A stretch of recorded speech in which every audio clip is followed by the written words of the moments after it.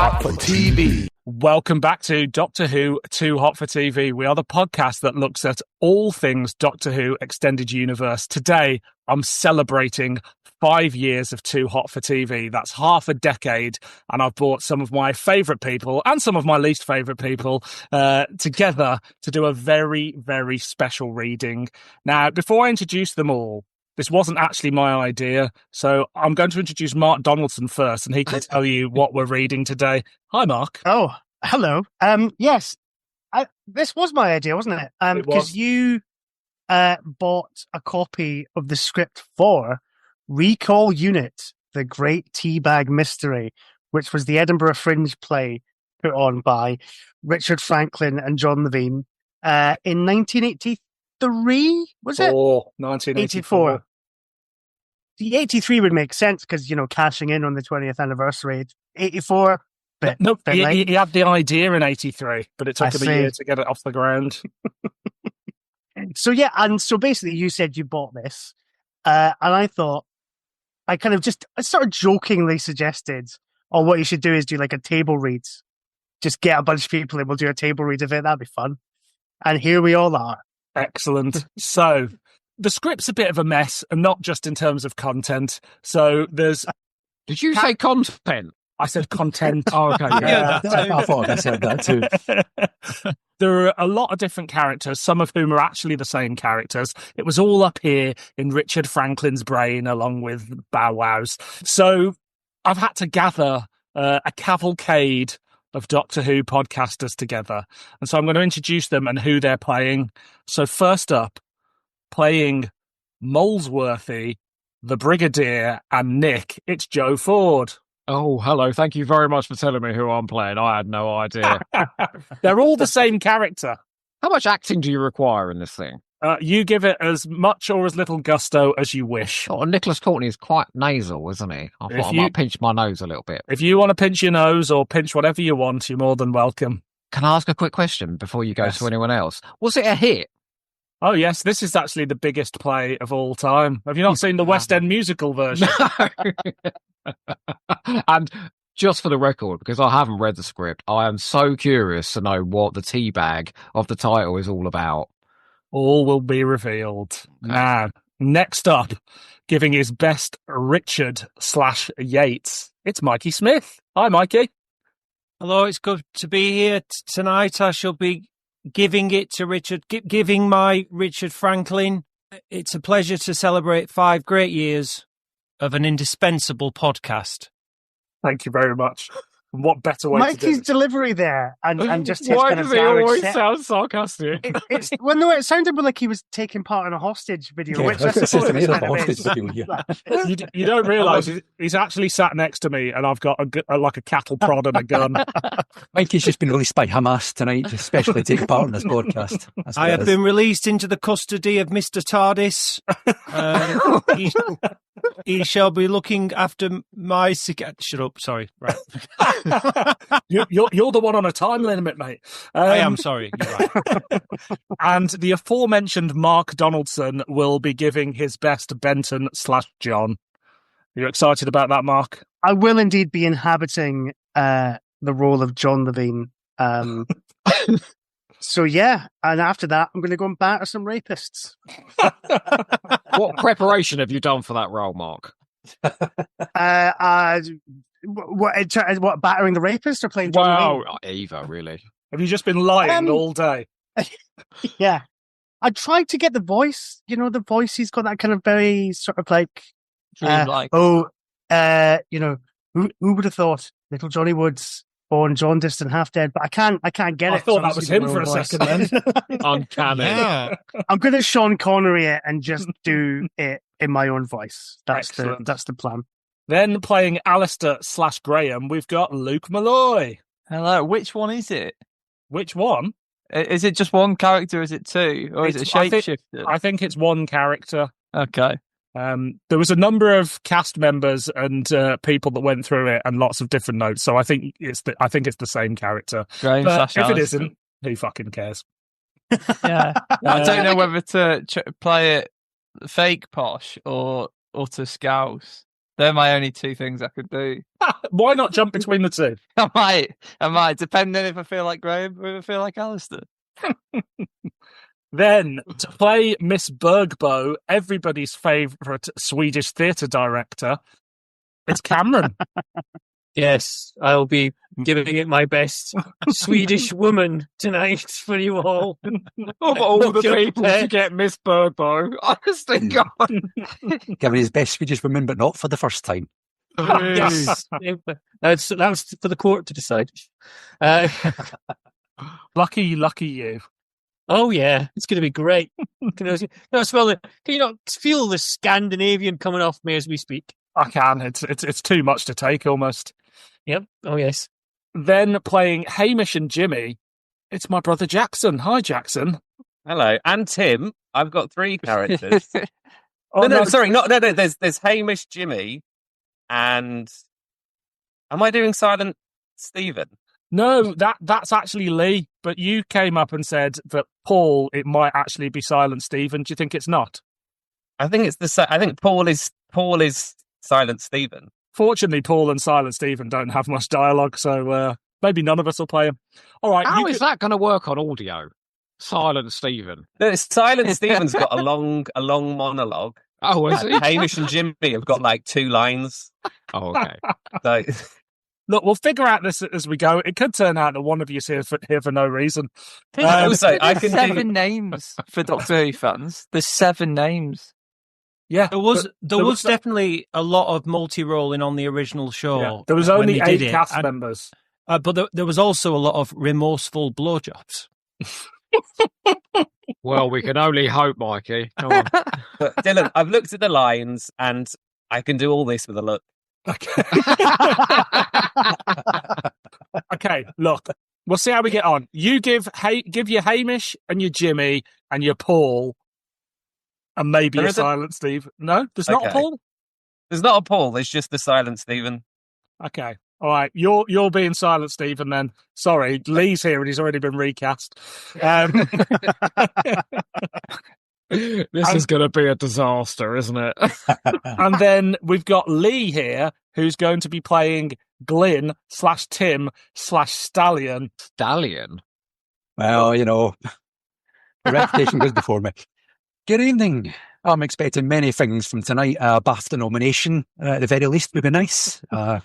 Some roses thrown onto the stage at the end, a couple of standing ovations. I'm not asking for much. Excellent. And I'll be doing the stage directions and then a couple of other smaller voices as we go through. You got off lightly, didn't you? There's a lot of stage directions. There are so many stage directions on the first page. He hasn't. Oh, fair. I'll take it back. Gentlemen, are we ready? No. That's all Great. Look, let's see how this goes. And, worst case scenario, we'll all just have a chat about what a prick Richard Franklin was, and that was it. Demonstrating her support for the president, Nancy Reagan declared in 1981, "A woman is like a tea bag. Only when in hot water do you realise how strong she is." Act 1, Scene 1, bare stage, a theatre in London. Auditions are being held by a Miss Burgo for a CSEU musical review entitled Nuclear Dames. A stage manager, Graham Smith, marshals those to be auditioned as they appear.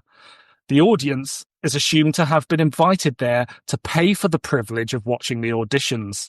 Graham enters and peers out into the darkened auditorium looking for Miss Bergbo. On stage, just working the lights, Miss Bergbo calls out from the auditorium. I think we'll start with a cup of tea, Alistair. I've already made a pot, Miss Burgo. Get it. How thoughtful.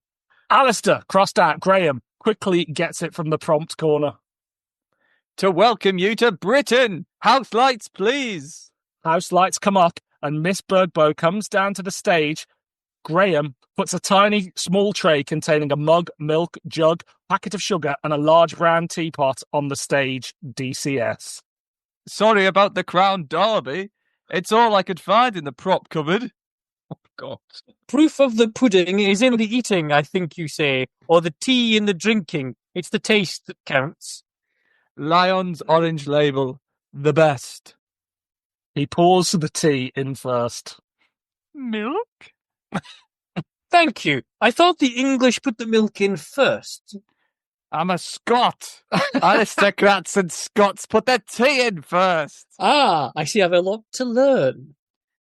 If I may suggest it, Miss Burgo, you must introduce the notion of boiling water to Sweden when you return.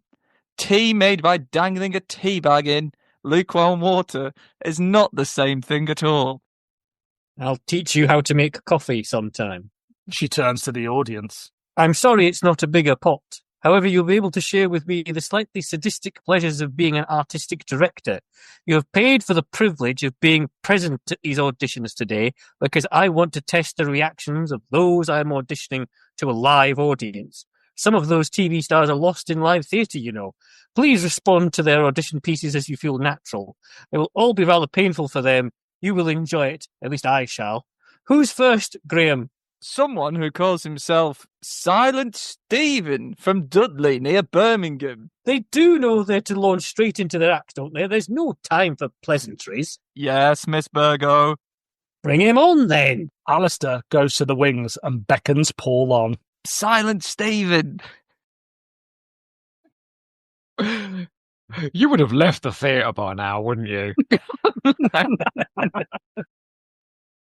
For a moment, Stephen just stares out front. Alistair makes to leave, but immediately Stephen grabs him and won't let him go. Aye, aye. What are you doing? Let go of me. Urgently, Stephen mimes. He utters not a single word. Everything is in mime. Mime it. So I have to say this, or to mime this. This is an impossible act. It's audio, I guess. How do I mime on a podcast? Dialogue. That is a mime. I think you should say it. Stay on stage. I want you to speak out what I mime. What on earth is going on? Get on with it. I haven't all day to waste. I think he wants me to stay with him and speak out to you what he mimes. Is that your act? Getting members of the audience on stage and to guess what you're miming? Stephen nods. He says yes. And I say no. Singers and musical speciality acts, yes, but mime is much too slow for my show. Go back to Dudley. Oh, I won't. He stamps his foot, etc., in a wild and childish tantrum. Alistair tries unsuccessfully to drag Stephen off. Oh, for heaven's sakes, get on with it then. I haven't time to argue. You've got 3 minutes like everyone else. Silent Stephen immediately calms down and thanks Miss Birdbow I can't read that word. Obsequiously. Obsequiously. That's not a real word. I can assure you it is. Less if I get bored before I finish my tea. Make it up if you can't understand him. Stephen glares quickly at Miss Birdbow, who misses the reaction as she is returning to her seat. The audience reaction gives her the clue. She spins round, but Paul smiles and bows low. Get on with it. I'm going to tell you about Doctor Who. Hey! Ooh. Get off. She leaps from her seat. What's this? What are you playing at? It's a very popular science fiction series on BBC television in Britain. It was. No, but Dublin it's not. Just a coincidence, I think. He can't know anything. Perhaps. Begin again. What does that mean? I don't know what's going on at the moment. Okay, this is Dudley. Okay. I'm going to tell you about Doctor Who. Doctor Who is the title of a famous TV series. The hero is called Doctor Who. He's a Time Lord. He has 2 hearts. A Time Lord inhabits the cosmos and can travel anywhere he pleases by means of a TARDIS. But he... by means of a stage direction, can't guess the TARDIS, but gets the description of it. This is just like Resistance is useless in that accent. A police box that isn't a police box. Standing in a junkyard. Anywhere in space. A police box that flies. TARDIS, what's the matter, young man? You want to say something? Speak. Have you seen Doctor Who? No, thank God. But we get every other British TV series in Sweden, but not Doctor Who. Then how do you know what a TARDIS is? I've nearly finished my tea. Right, here you The go, Jack. Doctor. Oh boy. Deep breath. Put all this with a look. Stephen. I mean, for a character called Silent Stephen, doesn't half fucking talk a lot. I know, yeah. But he's crossed out half of it, look. He's Lee obviously suddenly- lost faith. Lee's suddenly very excited that he doesn't have to read this part. Okay, I'll stay true to the text and read all of it. The Doctor is a TV hero, a Time Lord who can travel wherever he pleases in the cosmos by means of a TARDIS.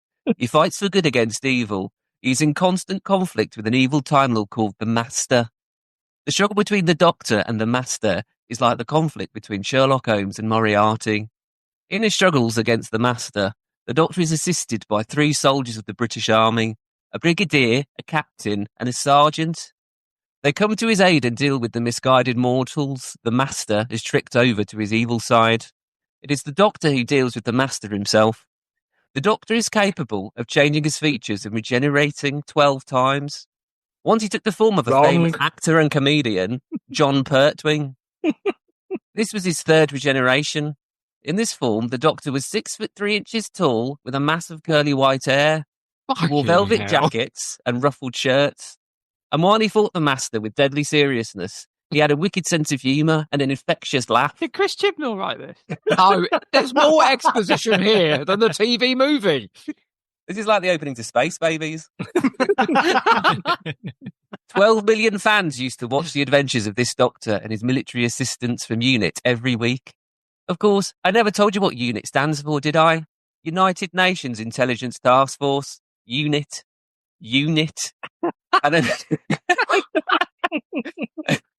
And I never told you the names of the brigadier, the captain, and the sergeant, did I?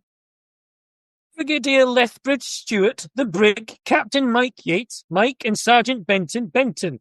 Just get on with it. You have seen Doctor Who. She has seen Doctor Who. I think your act is lousy. It's slow. It's boring. It's pointless. My patience is exhausted and my tea is now finished. So clear out and don't waste any more of my time. Clear out! You when a writer writes essentially what the review will be of the show. I mean, I think that's just what's happened there. Paul begins to go, slowly and sadly. And if you had any guts, you'd answer me back. In emotional agony, Paul swings back and desperately reveals to Miss Bergbow and Graham that he is in fact a mute. He breaks down and cries silently. He's weeping. He's a mute. He cannot speak, Miss Burgo. If he cannot speak, he cannot sing. If he cannot sing, he cannot be in my show. Everyone must join in the chorus line. Get this miming idiot off. Paul is distraught. Graham is shocked, but by Miss Burgo's harshness. Don't you realise I'm auditioning for a musical review, a CSEU show to entertain the British troops away from home? You knew perfectly well. How dare you waste my time with such esoteric rubbish? Mute, mime, off. Off to Paris and find a nest of similar silent buffoons to play your games with. Off, off, off. Give that man an Oscar, please. Graham, deeply shocked at Miss Burgo's harsh attitude, kindly helps a weeping Paul from the stage. Suddenly, he mimes a burst of rage and vengeance as he exits. Miss Burgo turns to the audience. You'll be surprised at the ragtag and bobtail that offers itself up at these auditions. Who's next? Richard Franklin. I know, he is otherwise known as Captain Mike Yates. I asked for him. Bring him on. Graham crosses to the wings and brings Richard on. He carries a large stuffed cat. Why? Richard Franklin. Applause from the audience is led by David, Liam, and Andy. Who the fuck's Andy? Who run on stage and ask for his autograph, which he gives as they go back to their seats. Hello, sorry about that. Good afternoon, Mr. Franklin, or should I say Captain Mike Yates? How very nice to see you. Good afternoon, Miss Burgo. Thank you for asking me. The daring, dashing, bike-riding lover boy has not changed. Oh, you're too kind. What are you going to do for me, Mr. Franklin? Well, it's a music hall song. It's Daddy Wouldn't Buy Me a Bow Wow. My God. Then give your music to my stage manager and sing the damn thing. Hey, what? Sing, Captain Yeats, sing. I haven't got all day. Richard sings his song. At the end, he looks expectantly towards Miss Burger. Mikey, will you just give us a little Daddy bit? wouldn't buy Yes. me a bow wow. Thank you. Daddy wouldn't buy me a bow wow. I have a little cat. I'm very fond of that, but I'd rather have a bow wow wow. Daddy wouldn't buy me a bow wow. Daddy wouldn't buy me a bow wow. I've got a little cat, and I'm very fond of that, but I'd rather have a bow wow wow. Thank you. Ladies and gentlemen, Richard Franklin. Thank you. That was amazing. Oh, you want something? Well, no. Thank you. We'll let you know. But, I mean, Oh, what is it, Mr. Franklin? well, don't you want to know what I've been doing or anything? You're out of work, aren't you? Yes. And you aren't doing anything, are you? That will be all. We'll let you know if you're required for the final auditions tomorrow. That is all. Thank What you. a bitch. Extraordinary. He exits, exchanging a glance with Graham on the way. Next.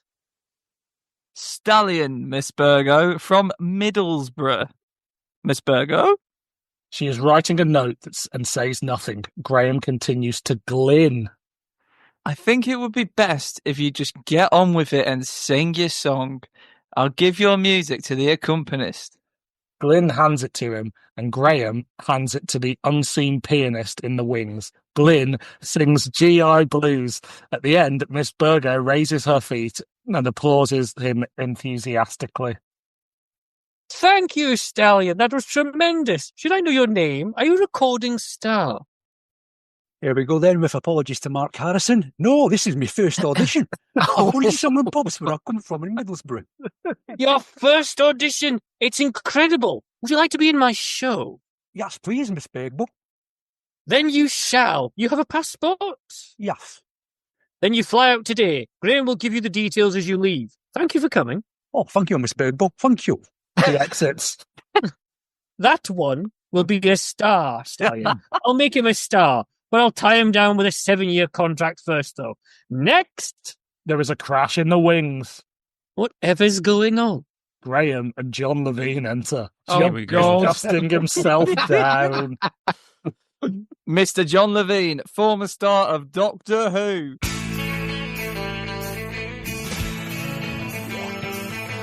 Benton enters. Applause and the fan autograph treatment as for Richard. Sergeant Benton, I presume? The very same. I'm afraid I've just knocked your French braces over. Quite in character, Mr. Levine. Lucky you weren't wearing them. Wearing what? Your French braces. That was a British pun? Yes. I see. Well, I don't suppose any harm's done. Just torn my trousers a bit, that's all. Well, that doesn't matter. Look of surprise from John as she continues. Your song, Mr. Levine? Oh yes, Moon River. May I have your music? Graham takes it off to the accompanist. Sing, Benton. John sings Moon River and, like Richard, steps forward waiting for Miss Bergbow to open up the conversation. Moon River, wider than a mile. That's as much as I'm doing. You always did see yourself as a mixture of Charles Aznavour and Steve McQueen, didn't you, Mr. Levine? Yes. Thank you. I take that as a compliment. And he would as well. One can't sing and the other can't act. Next, please. What? I said, next, please. We'll let you know. Well, I, For a moment, the stage is empty. Alistair? He enters. Yes, Miss Burgo? Did Franklin and Levine meet? No, Miss Bergbow. I showed them out of different exits as you told me to. I've got Nicholas Courtney waiting. He nearly bumped into John Levine, but I managed to steer him into the ladies' cloakroom, telling him it was the Stalls bar. No change there. Clever, but you must have realised by now and come out. I locked the door. How subtle. Let him out and then bring him to me. Graham exit. She turns to the audience. Nicholas Courtney, who is Brigadier Lethbridge Stewart on the BBC TVC's Doctor Who, the third member of UNIT. In fact, the boss of UNIT. Entering in a rage.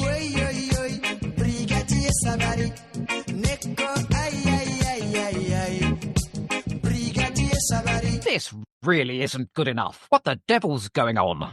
The audience applauds as he gets the usual fan/autograph treatment. As for Richard and John, he melts a bit. Now, hang on. The usual. Nick's getting more than Richard and John. Come on. Miss Bergbo turns around. Well, Mr. Courtney, how do you do? How are you? How are He has you? a hand. How do you do? Are you in good health? My health? Oh, my health. Yes, very fit, thank you. Very fit indeed. Your stage manager has just had the damn cheek to lock me in the ladies' cloakroom. I know. What are you going to sing? What? What are you going to sing? I want to sing in the opera. Really, for the third and last time I ask you, what are you going to sing? That's the name of the song I want to sing in the opera. Then sing it. Certainly, Miss Bergbo. May I have your music? Nick hands it to Graham, who exits to the accompanist. Miss Bergbo ignores Nick. Nick sings. When the number is finished, he crosses to receive his music and starts to leave the stage without a further word. Mr. Courtney? She stops him. Yes, Miss Bergbo? We'll let you know. Inclining his head formally. Thank you, Miss Bergbo. Miss Bergbo climbs onto the stage. I doubt if I shall be interested. Exits. He'll be back for the second audition if I invite him. He didn't look pleased. An out-of-work actor will swallow his pride quicker than a gourmet swallows oysters. She hands Graham 3 letters she's been writing. Graham, deliver these notes, please, to Mr. Courtney, Mr. Franklin and Mr. Levine. It's their recall for second auditions tomorrow. I want the 3 of them here at 10 a.m. sharp. In drag. In drag? Why not? The show is entitled Nuclear Dames, after all. Their discomfort will be extreme. Deliver those letters and meet me at the Whitehall end of Downing Street in 30 minutes precisely. You and I have work to do. She turns to the audience. That's it. The auditions are over. You can go. She exits. The lights immediately go out. Blackout. Oh, look at that. Well done. Is that why this is called Recall Unit? Because they're recalled for a second audition? Spoilers, Joe. Oh my God. Where's the mystery? There's something quite clever going on here, I think. I think the writing, this is the first time I've read it, and I think this is rather clever. I think what's going on here is they're trying to re-recruit them into the government, the actors / the characters, via the medium of theatre to lure them in as the actors to actually put the characters back to work to save the nation. Well, look at that. In drama, there's an old saying which is give the audience what they need, not what they want. They don't need this, Jack. They do not need this. It was on both counts. Although I've got to say, Mrs. Bergbo is pretty great. Yeah, Cam. Round of applause for Cam. Like, Yeah, geez, absolutely. that was Very brilliant. good. I think there might be something Norman Batesian going on in his house. Do you know, that's too convincing. You trying to say I look out across the road and my mother's at the window opposite? Is that what you're trying I'm to say? saying she's stuffed down in the attic somewhere and you do her voice. So I bet is this is Nancy Reagan the teabag the whole time? Is she the teabag? I I think Richard Franklin admires Nancy Reagan. I get the impression. That's why. He definitely admired Thatcher. Yeah, but this is I think this is going to be a Brechtian masterpiece by the end. We've got to think that if the songs had been in it, that would have added a bit of gusto. The songs were in it. What I are you don't know. talking about? Yeah, I know. tell I you. mean, I'll be crossing you in style. I didn't hear Joe's someday. opera. I didn't hear I Joe's don't know opera. that song, and you don't want to hear me singing. Good grief. If I was a member of the public just at the Edinburgh Fringe in 1984, who perhaps remembers vaguely the unit family from my childhood, what do you think that person would be thinking right now? Let's go to Lee first of all. Probably thinking, how quickly can I get a refund? And will it As be somebody in who works at the full? Fringe box office for 3 years, you don't get You refunds. don't. Do you know what? If I was a member of the audience, I'm not sure what I'd be thinking at this point. Yeah, because I'm not sure what I'd be thinking as a Doctor Who fan. I know I'm not sure what I'm thinking as a Doctor Who fan. You let alone as a member of the You'd public. be And it's- cross at all those references to Doctor Who he got wrong. 12 million viewers per episode. Is he mad? 12 doctors, and talking about the Doctor and his, his three mates, it's very clear that he hasn't watched Doctor Who since he's been in it, because it's been a good 7 or 8 years since Doctor Who's been anything like that, if not longer. Well, that was only the intro, guys. Shall we get into Act 1? Jesus Christ. Fucking roll. Pleasures await. You got to think, if there had been 3 songs in that, then the intro would have been what? Half an hour? The full thing lasted for 2 hours, including an interval. To be fair, the opening scene is supposed to be really long. Yeah, fair. That's, it's Bow to supposed your to be wisdom, Mikey. it's supposed to be an intro to everyone with the odd song. So it's kind of, I'm all right with this so far. This is all right. I'm kind of hoping that Mikey really loves this and that this is his next big directorial piece. But as a passive listener and an occasional contributor to this thing, I still don't have a clue what it's about. No. That's not great, given we're technically, half an hour in. I think I'd stay, though. Not even just because I'm a Doctor Who fan. The pure bemusement would keep me there. Yeah. Because I'm not hating it, but I am bemused. And also, Richard Franklin has embraced the works of Arturo Uri by creating a happening within the theatre of cruelty tradition of making the audience feel as though they are partaking as people who are there during an audition for a show. So he has made the audience a character and a player in this, which is rather sophisticated. This is superb. They're all invested. If this was an audition, I think we can say that, Cam, you're hired. I wonder how many of the audience for Too Hot for TV are still listening at this point. Considering 50% of them are on this call. I was going to say, they're all here. Out of perverse curiosity. You said it was going to take an hour to get through this. Can you cut it there and then have a caption saying 2 days later? That's the next bit. Right. Act 1, Scene 2, bare stage and working lights only auditorium in darkness. A door bangs off. Richard Franklin appears, dressed as Queen Elizabeth I.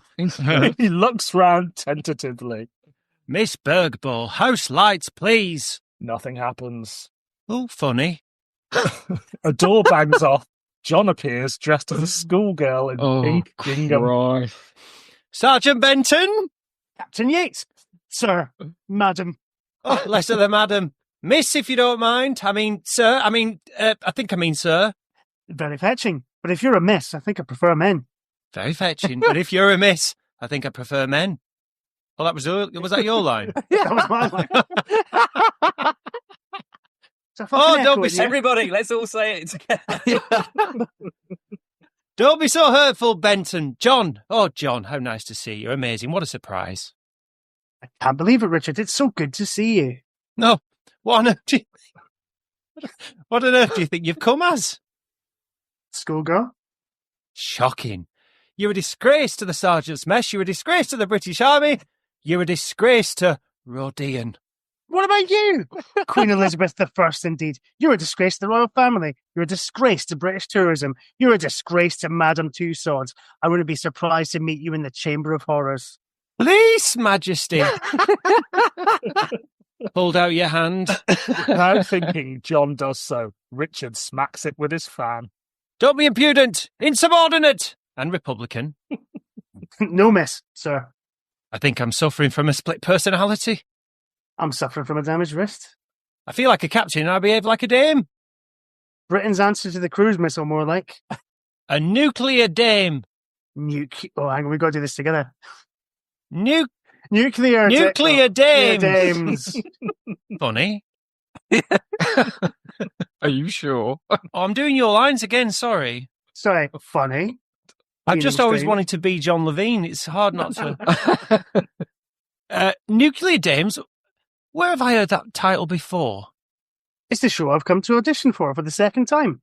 Is this your recall too? Yes. What's all this about, Richard? I mean, we can't both have made a mistake about the time, the date. And the dress? Exactly. And there's nobody here. Right. The place is deserted. Anyway, it's really good to see you again, John. It's almost exactly a year, isn't it? Doctor in Edinburgh, 1983. Recognise the frock? Mike Yates' mother. Oh boy, you wore it in that play you wrote last year. Shakespeare was a hunchback, didn't you? There's something strange about this, John. I mean, that Bergbo person, who was she? I thought you'd know that. You've worked in Sweden, haven't you? Yes, I've even been based in Stockholm. Yet, I've never heard of any theatre director called Bergbo. I thought it was just me. No, she's a mystery woman. I can tell you I've never been treated so rudely at an audition, not even the time there was 50 of us waiting in an hour in a 10-foot square room to be seen for the same part in a 30-second TV commercial. Did you get it? No. Off-peak slot too. The door bangs off. There's someone coming. I don't like it. Quick, let's hide. They disappear behind a tormentor. Nick Courtney, dressed as a Salvation Army general, enters carrying a tambourine. Hands looking very cross, centre stage. Richard and John's heads pop up out from behind the flat-up stage of him. What an old battle axe. She's a Sally Army general. Go on and beg to be saved. He pushes John out of cover. John trips, turns back and pulls Richard on stage and past him. As they scrap, trying to get back behind the tormentors, Nick, hearing the noise, turns round. Blimey, it's Nick. So it is. Not instantly recognising them, You two, stop fighting. You're a disgrace to womanhood. the penny drops. Richard, John. Oh, you too. Sorry. Yes, us too. Still in the army then, Nick? Watch it, Captain. How are the... he's written this wrong. How the mighty have fallen, eh? Fallen? I'm a general now. Good to see you again. You too. I can't believe it. Richard's too. It's like old times. They all shake hands. Splendid to see you, lads. I don't get it. What's happening, Nick? Brig to you. Brig S. Nick stamps his foot. Sir. Call me madam. Madam. Oh dear, this is so confusing. Richard's come as the Virgin Queen and doesn't know if he's a sir, a miss. Queen Elizabeth I was a man. I've decided. I thought the Earl of Essex was her lover, though. Oh dear, so he was. I thought I'd got it sorted out. You come as a general and want me to call you madam. And I'm standing on stage in London wearing a couple of Jaffa grapefruit. What on earth is going on? It's very simple, lads. There's an image, isn't it? John Levine with a couple of grapefruit down his fucking front. Was this filmed? No, unfortunately not. There's No. a couple of photos. It's very simple, lads. We've all been hoaxed. John and I reckon it's that Miss Bergbo. I knew I didn't like the look of that Swedish bit. Miss Bergbo. Never heard of her. Have you? No, We haven't, dear. It's her, no doubt about it. The burning question, though, is not whether we've been hoaxed or by whom, but why. Why? Why? That is the burning question. It must be something to do with Doctor Who. It'd be too much of a coincidence just to pick us three off the dole, all of us members of UNIT, to play this trick on. That's right. You got your feet up too, have you, Nick? On and off, usual thing. I'm selling second-hand cars and doing video advertising. The job centre sent me to rob a bank last time I went. Be serious. I am being serious. They thought they got me a job running errands for an Arab in Mayfair. Oh, here we go. But UKIP. Loose. Hang on. But he ended up in the Nick in Guildford. Took me 36 hours to prove I was innocent. I haven't signed on since.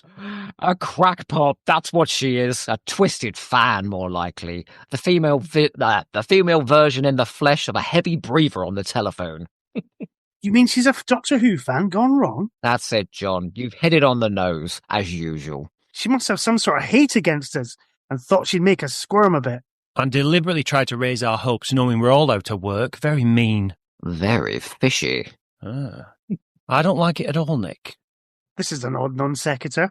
I wish I'd never dallied with a Dalek. Oh, I don't know, Richard. I think it's quite harmless in a way. Quite amusing, really. I've never seen John's knees before. No one should die without a glimpse of them. Whatever turns you on, dear? Just like me. Oh, sorry. There's nothing nobblier in the Cairngorms. Just like the old days, isn't it? Do you remember when John Pertwee posed as a charwoman in The Green Death? Terror of the ones scribbled out here. From this point on, the three of them improvise each night with about 15 minutes of Doctor Who. Brilliant, I'm ready. Let's do it. Actually, they get round to their recall letters. And they all went off to lunch and left me in a Dalek.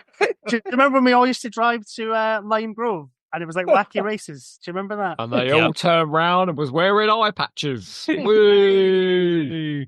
From when it was like a concentration camp in the rehearsal room. Hey, it's Peter, Katie and John aren't here too, isn't it? Yeah, I wonder why. And Roger? Yes. Roger. What a heartfelt tribute, eh? What a heartfelt tribute to the Daily Departed Still Gather. Did you get a letter from Miss Bergbo at Stanley Productions recalling you today? Yes, what of it? Did you, Nick, a letter? Yes, why? If you get a recall for the next day, you usually get a phone call. If you're not told on the spot, that is, the way she spoke to me at my first audition, I never thought she wanted to see me again. Odd to get any recall at all. Yes, that's quite right, Richard. Why waste the effort of sending a special messenger round to each of us? Quite right. A very obtuse message too, I thought. What does obtuse mean? I'll tell you later. Dear Nicholas Courtney, would you please come round for a second audition tomorrow at 10 a.m. at Crosstow, the Edinburgh Playhouse. This time I would like you in drag. My Master of Ceremonies sends you his regards. If you perform well tomorrow, who knows? Perhaps he will see your Master of Ceremonies too, excuse me.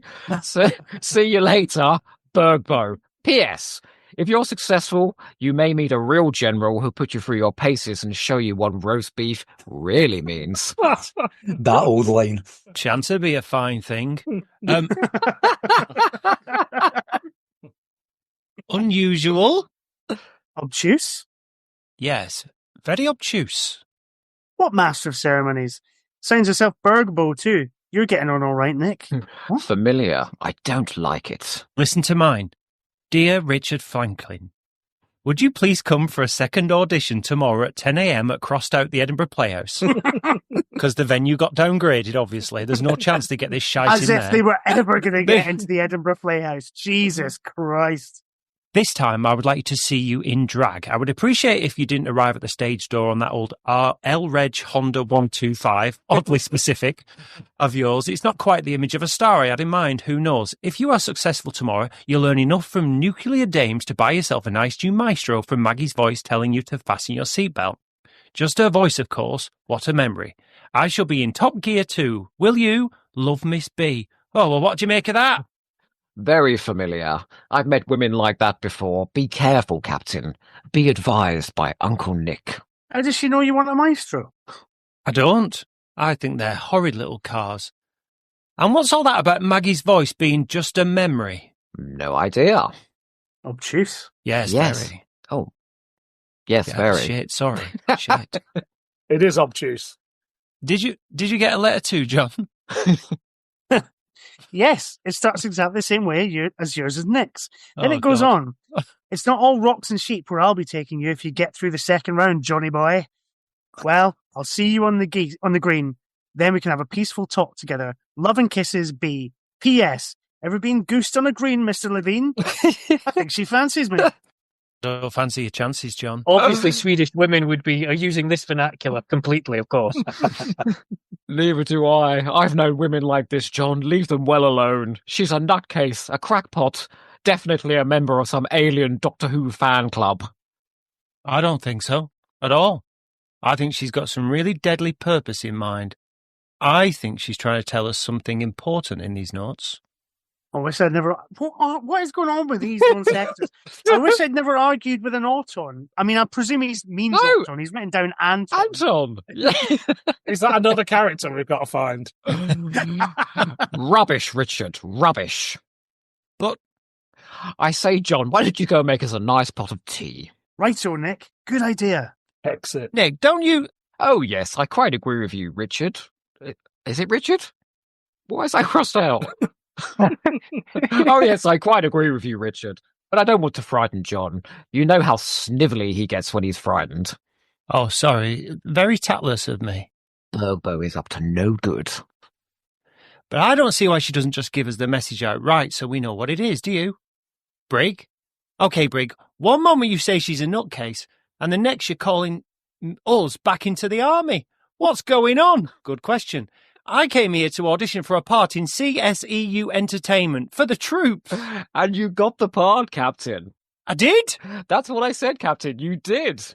But Nick! Oh, I do wish... Brig. Brig? Oh, sorry, sir. I do wish you'd explain. You obviously suspect more than you're saying. Quite right, Captain. I do. Indeed, I do. And I have a plan. The important thing is we're onto something big. Something very big indeed. Ah, you mean Miss Bergbo has a deadly purpose and is plotting something using the CSEU show as a blind. You're halfway there, Mike, but it's about Miss Bergbo we have to worry about. It's none other than the Master himself. Oh, no, not the Master.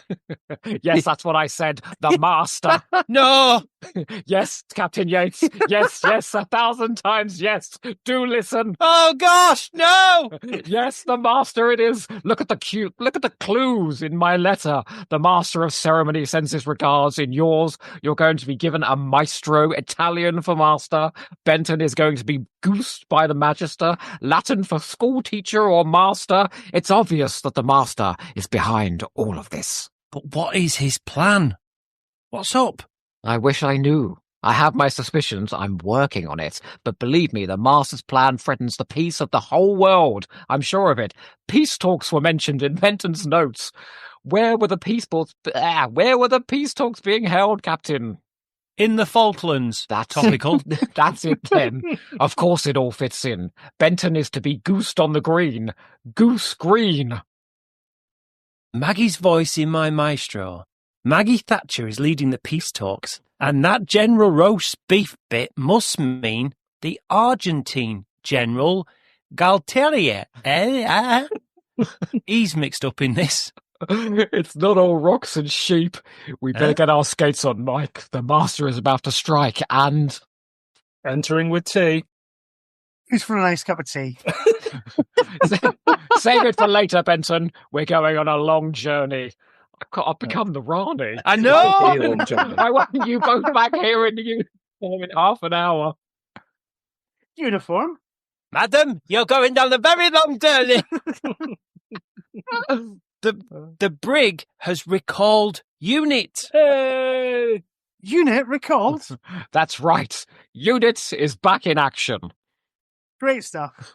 Stand to attention, men, and we'll sing one verse of Land of Hope and Glory. You ready, They do chaps? so. Land of hope and glory. La, la, la, la, la, la. That'll do. Right, lads. RV here. 30 minutes precisely. Full kit, plus the frocks we're wearing. Oh, I forgot they're still wearing dresses. Wrapped in brown paper, of course. Can't take any chances. Synchronized watches. They do so. Any questions? No, sir. Right. Let's go. Oh, Blackout.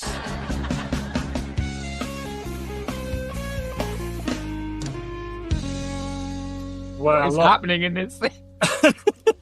it's all heating up now. Now. Oh, what do you this is brilliant. I feel like Andrew Carmel explaining Ghostlight. This is really clever. Please, give us your reading. Of what's going on. Yes.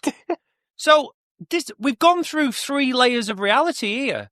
So they're auditioning for a part in something in front of people who are watching them, who are the audience, but they are the actors auditioning for those parts. Then they start to like have anecdotes as the actors, and then they unwittingly start to behave like their characters and forget the fact that they're actors. And it just so happens that this person, for whatever means, is trying to lure them in to act as their characters for the good of the country with real life issues. This is genius. I don't know what the problem is. In drag. In drag. Remember. Well, yeah, in drag. Yeah. Jackson, you go to a lot of theatre. How's this working for you? I would say it's probably better than anything made from 2005 onwards. In theatre or Doctor Who? Everything made from 2005 onwards. All culture from 2005 onwards. It's. I don't know how I'd feel seeing these actors doing this job. I would feel bad for them. Ashamed. You know, like dirty. I don't know. It'd be like seeing your favourite uncle selling the big issue. Just would love you'd to see. You'd still buy it to support them, but you just think, oh, what happened? He used to work for NatWest. John Levine and Richard Franklin in drag just performing this. Like, it's bonkers, isn't it? Well, that's bonkers, but also the most bonkers thing about this is the fact I learned from Liam Rudden's sort of reminiscent, because he's plays one of the characters in this. I guess Dylan will put a link to it in the show notes, but he talks about kind of working on the production, and they were part of the Edinburgh Cavalcade, which back in the day, they don't really do it now, but it was a big parade during the Edinburgh Festival. It was like the first Sunday of the festival, and it would go down Princes Street, and it would be sort of big floats, like people would like kind of go out and be promoting shows, and be promoting loads of other stuff. And they properly booked out a float and had John Levine and Richard Franklin and I think a Dalek. I think somebody had sourced a Dalek. In drag? I don't think they were, no, I think they were just either in unit uniforms or just in their civvies. But yeah, they did the proper like, hello, it's us from TV's Doctor Who. You think someone would take a snap though, wouldn't you? There is one. There is one. Yeah. There's video as well, isn't there? Dylan, put it out with the episode. There is video, yes. Yeah. There is video. He put it up on Twitter, I think, didn't he, Liam? After Richard died, interestingly. No sound. Also, can I point out the reason they're in drag is that they're auditioning for this show that is a drag show, and they've been recalled, which is when you come back in for a second audition. I think we all got the that, word. Mikey. Yeah, no. I'm going somewhere with this, but the recall in the title is obviously they're not recalling them for that job. They're recalling them to form unit again to deal with some threat. Even I got that bit. Yeah, there's so many layers, Mikey. So many. But where's the tea bag come into this? We'll see.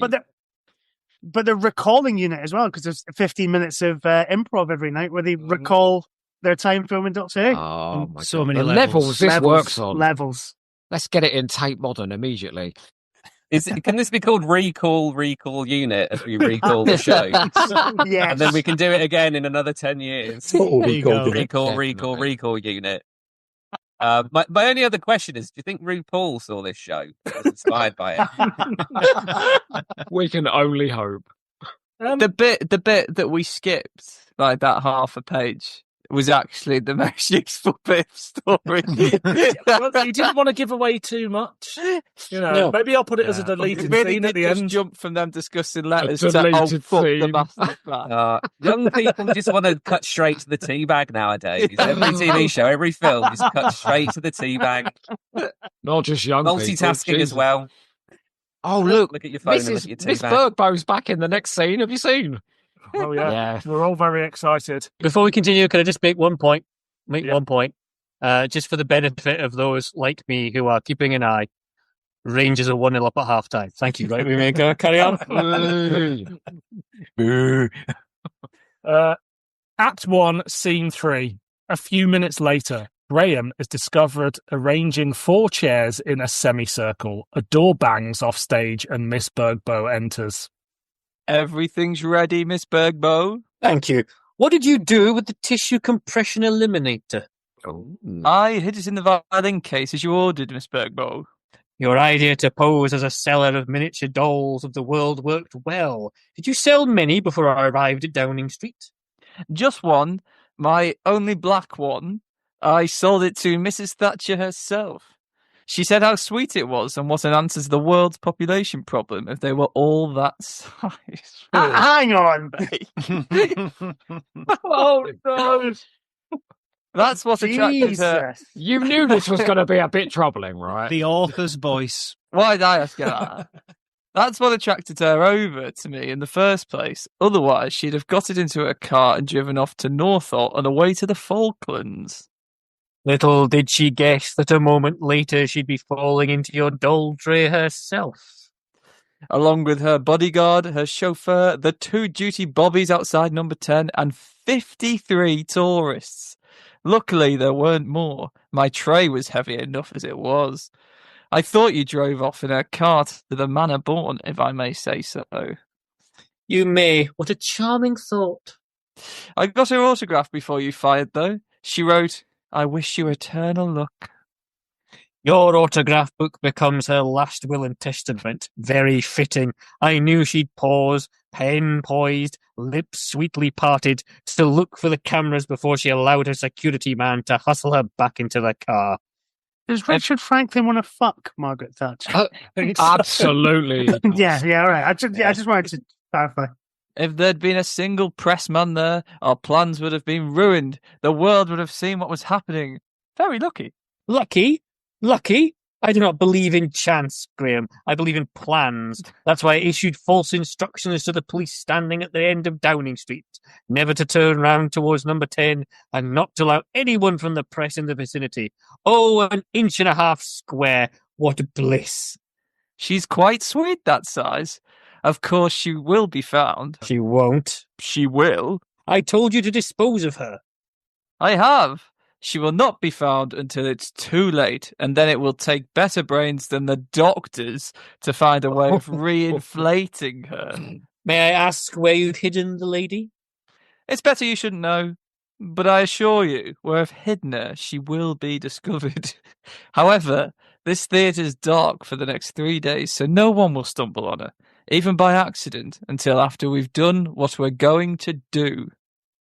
I like it. I like it. What a nice touch, Graham, that she should be discovered just a matter of hours too late. Why didn't the master just brainwash her?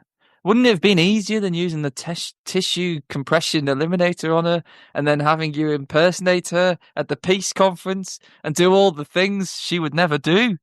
He thought of that, Graham, and discussed it with me. The only trouble was Mrs. Thatcher's will was too strong. She's an irresistible force, Graham, and an immovable object all rolled into one. A formidable obstacle even to the master. The tissue compression gun was the only way. I must confess, I'm a little worried about my own stage debut as the lady, however. I'm sure you need have no fears, Miss Bergbow. Your acting skills are sung all over Scandinavia. If anyone does get suspicious, you can always say that Edward Heath has made you feel off colour. They'll be too busy dreaming about a couple of offshore rocks that they've just reacquired to notice my complexion anyway, I expect. Where are the others? They're coming. Enter David and Liam. We're here. Eavesdropping again? You forget, Miss Bergbow, the master trained us to spy. And I spy with my little eye something beginning with T. He looks off stage. Oh no, not that Tim again. He must have followed us in. Is he someone else's spy, do you think? Not a chance. No one knows the master's plans. You never know. No, Tim. Tim's no spy. He's just a nuisance. He's the real thing, Miss Birdbow. A genuine 18-carat Doctor Who fan, and he won't leave us alone. But we can't get rid of him without giving him the game away, and we're not the genuine article ourselves. Your performance is very good, Hamish, but don't you think you've just gone over the top a bit with badges and things? The genuine article is used a little less exaggerated. That's scored out. Do we read it? So the bit on the page above Now is we're supposed going to up drop in here. to the... So it's Miss B again, right? Yeah, Miss B, badges and things, a bit Hamish. What does that even mean? Say the fucking words. All right. Badges and things. A bit Hamish. Oh, very good, Miss Burgbo. The genuine I didn't know he was Indian.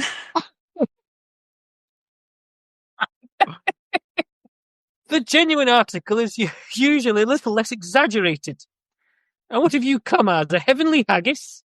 Touche. At Fulton at Courtney and Co. When an actor's ego is flattered, he's easily fooled. It's so long since those unit boys were asked for their autographs, they'd almost forgotten how to write. The point is, you fooled this Andy too. A door bangs off stage. Get rid of him. David and Liam exit. There are sounds. Off the far right, David and Liam return, looking pleased, dragging Andy on, all truster. Who the fuck's Andy? There isn't any lines for Andy, is there? He wouldn't go, so he thought he'd better stay here for the weekend. You'll have to channel my inner race for this line, aren't I? You'll have a tale to tell when he's discovered, won't you, twerp face? Andy groans. There we go. Yeah, silly boy. You shouldn't stick your nose in where it isn't wanted. As a matter of fact, it's a pity you didn't get here half an hour ago. You'd have had the pleasure of seeing your favourite unit stars looking incredibly silly in drag. You can see they've been here and gone already. They've made themselves some tea. Now you'll have this pleasure of a quiet weekend in this theatre, trussed up like a spring chicken. You'll be a hero on Monday when you're discovered. If you haven't died of fright in the meantime, this theatre's haunted, you know. It has a ghost. There is a loud crash. Off. They all jump. What was that? Search! Graham, Liam and David exit quickly to search. Where has he put her, I wonder? Andy groans. Do you know Chicken? I don't think so. Only Graham knows where she's hidden. It's in the theatre, though, so you may be one of the first to find her when the next theatre company comes here on Monday. You can spend the weekend guessing. Where would you hide an inch-high version of Margaret Thatcher? Where? Then Miss Burgo continues in furious Swedish. Go on, Cam. In furious Swedish. Dialect. Yeah, come on. In furious Swedish, that he's written in English. Anyway, you stupid Britisher, you haven't a clue where your premises is hidden, have you? I suppose you aspire to be an actor too, like this unit stars you worship from television. Regard this situation you find yourself in as a bit of valuable experience of drama at first hand. Use it in some future performance. She kicks him. The others enter. Well, Can't find anything. Probably a draft blew that flat over. Maybe the ghost pushed it. to business. Sit down. The master has arranged for the military jets waiting for Mrs Thatcher at Northolt Aerodrome to wait a little longer. We fly from Northolt Aerodrome direct to the Falklands. Refueling? In mid-air? I hope so. I don't fancy swimming in mid-air. Yes, the moment we touch down, I want you three to get yourselves organised for the show. I shall go straight to the peace conference after changing, and no doubt drinking a cup of filthy, boiling hot and bitter British tea. The conference, which is expected to last 2 weeks at the very least, will be over in a matter of minutes, because of course I shall offer no resistance to handing over sovereignty of the islands to General Galatieri. The conference will at once break up, and the CSEU entertainment of which you are a part will take on a special significance and will be performed in an atmosphere of great joy, triumph and celebration, except, of course, to the British garrison, which will now be baffled to a man.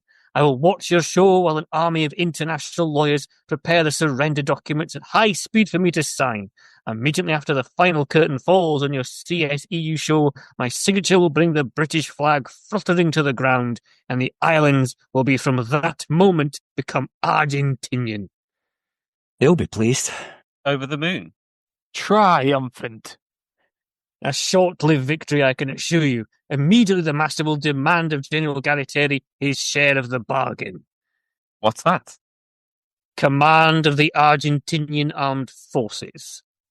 What for?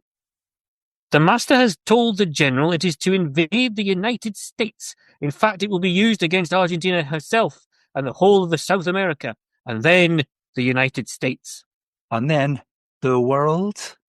And then the world. World domination. Nothing less. That is the Master's plan. General Galtieri won't be very pleased. He won't be very anything. He'll be the first person to be executed. When? At the peace conference. As soon as the ink is dry, immediately the Master will court-martial the General and he will be executed. Surely it'll take a day or two to convene the court-martial. The court has been secretly convened already. Its brief is to try a person or persons as yet unknown. The plan is masterly. What do you expect? Finally, I want you to keep your eyes skinned for any trouble from that unit trio. They're not going to be out in the Falklands too, are they? Oh yes, that's the whole point. The Master wants them to be there to see his masterstroke, but impotent, of course, to do anything about it. One step behind as usual. They don't know. We know. They're going to be hit there. Beautifully delivered. Was it exquisite? No, David, that stupid Brigadier Lethbridge Stewart thinks he's the only one step ahead of the Master. The boot really is on the other foot. What boot? Talking of boots, Liam, I look forward to seeing you dance in the snow. Talking of boots. Play your cards right. Talking of boots, Liam, I look forward to seeing you dance in the show. Dance? Yes, dance, all three of you. Dance? Of course, you're on the chorus line of Dames at Sea. I've told you that before. I suppose it'll be a fan dance. Oh. The three laugh loudly, but Miss Bergbow is not amused. You have only one number to perform. The opening chorus, the closing chorus is the same. You dance and sing. There's no business like show business. I want to see some really high kicks. But high kicks come from girl dances. You will be dressed as girls. Girls? This show's entitled Nuclear Dames, isn't it? The only male in the cast is the singer we auditioned, Glyn Dack. He will be surrounded by women. Does he know what's up? He knows nothing. He's there to sing and dance. You'll have to find a hut or something and put your act together quickly as soon as we arrive. The garrison entertainment officer will be getting the stage ready and coordinating all the acts. I don't have to worry about all that. Any further questions? No. No. No. Turning to Andy, who groans on the floor, trussed up like a chicken. Who's Andy? Me? You have a question, have you? Well, the answer's no. Put him in the prop cupboard. I'm sorry, I'm again. Put him in the prop cupboard. I promise to leave the stage clean and clear. 3 stars to drag Andy off. David? David remains on stage. Yes, Miss Bergbow? I want you to keep a special watch on those unit people. I think the Master's taking rather a risk, letting them follow us to the Falklands. Certainly, Miss Bergbow. I won't let them out of my sight. What about when we're all on stage, though? Their script is better than a straitjacket. That fool Lethbridge Stewart wrote it. There's nothing they can do when they're on stage except look foolish. Liam and Graham enter. We've disposed of him, Miss Bergbow. He's propped up in the prop cupboard, as you said. He doesn't look very comfortable. A shelf fell on his head as we forced him in. They call that being stage struck. The next person who goes to get a prop will have a heart attack. The laughing sailor from Sliff has his arm around him, and we put a severed head in his hand. I like it. And then, right we go, bringing violin with you? Will you, etc. Handing Miss Bergbow the violin case. Will you have time to relax with your violin while you're in the South Atlantic, Miss Bergbow? You never know. Bring it, will you? Come, we go. Immediately, we exit. Paul slides silently out from behind a curtain. For a moment, he thinks he spots the teapot and goes to pour himself a cup of tea. Just as his hands rest on the handle, there are 3 door slams off from different locations. He spins round and hurriedly hides off stage. Nick, Richard and John enter, all in uniform from 3 different entrances. Yes. Now that's what I call timing. Well done, lads. Unit is in business once again. From now on, it's Yates, Benson, and... Yes, Brig. No one must suspect our identity. We are Unit. Is that clearly understood, Mike? Yes, Brig. Sergeant? Yes, sir. The only thing is... What is it, Benton? Had you forgotten I was promoted? So you were, Benton. So you were. Just testing. Oh, what's that? W1. Just testing W011. Just testing. Hailer cab, will you, Captain Yates? Yes, sir. To the Falklands? Yes, Benton, to the Falklands. In a taxi? Don't be silly, Sergeant. And Benton, I do wish you would stop mentioning your promotion in front of Captain Yates. You know he never got any. You'll hurt his feelings. He got fired. Like he was like stripped of his, like, is he forgotten? Also, He why is would- making this shit up, all right? Why was Sorry, I sir. Yates for a second, and then I was Richard all the way through, and now I'm Yates. Yeah, we're a unit now, aren't we? Although apparently I'm still John. Sorry, sir, I never thought of that. Of course, he had that very nasty turn after staring at the Metabelia's sapphire, so his promotion got delayed, and then Unit got the chop. As a matter of fact, both Captain Yates and I are due for a promotion. Who knows, Benton? If your performance is up to scratch in the Falklands, you may rise to W01. Oh, prig. Now, I haven't promised anything, mind. I haven't promised anything. Richard Taxi on its enters. way. Shit, sorry. Richard Taxi on- enters. Hello, I'm here. Taxi on its way. Where are we going to? The Falklands, sir. In a taxi? Don't be ridiculous, Captain. Benton and I have been through all this before. Now, Oh. this is the situation. Shall we sit down, sir? Good idea. They all sit, then immediately and together rise. Oh, someone's been Someone's here. been here. Oh, someone's been here. Sorry. Who put the chairs out? Must have been that Bergbull bit. I thought I got a bit of whiff of perfume. So did I. Thought it was the brig. Oof. Benton, frivolity will get you nowhere, especially if there are 4 of them and only 3 of us. Miss Bergbo, Graham. And those 2 fans. If they were fans, I'm a sailor. They all sit thoughtfully. Paul enters quietly behind them. He taps the brig on the shoulder, and he leaps to his feet with a yelp. His yelp frightens Mike and Benton, who also leap to their feet with a yelp. Who are you? Miming. How do I mime a line? Give it a go. This is not going to work in audio, but Wait, is Paul not the guy from Dudley? Is that not Jackson? I think it might be Jackson, yeah. oh, is it? Oh, Is it Silent Jackson. Stephen? Yeah. Yeah, I think it is, yeah. I can't speak. He's a mute. Luke's harmless. You never can tell. In the manner of speaking to foreigners, Oh, no. Nick speaks loud and slowly. Who are you? Paul mimes, and the 3 of them guess. Well I'm a done. mute. I came here to audition for Miss Bergbo. She was very unpleasant to me and said she only wanted musical numbers for her show, but I came back for a part all the same. I can do body popping. I can do body popping, and as I have no money, I must work. I nearly lost my water then. Sorry. This is some kind of sexual fantasy. This. Suddenly I realised something odd was up, so I hid behind a big flat and listened to her conversation. I thought they were going to find me when I knocked the flat over by mistake. They said it must have been the theatre ghost, but it wasn't. It was me. Their plan is terrifying. They have already eliminated Mrs Thatcher. Yay! They've reduced her to a doll, 1.5 inches high. They did it with her. Tissue compression eliminator. Great Scott! She's got a TCE! Good heavens. Blimey. What else did you discover? They've hidden her somewhere where she'll be found in 3 days' time when it's too late.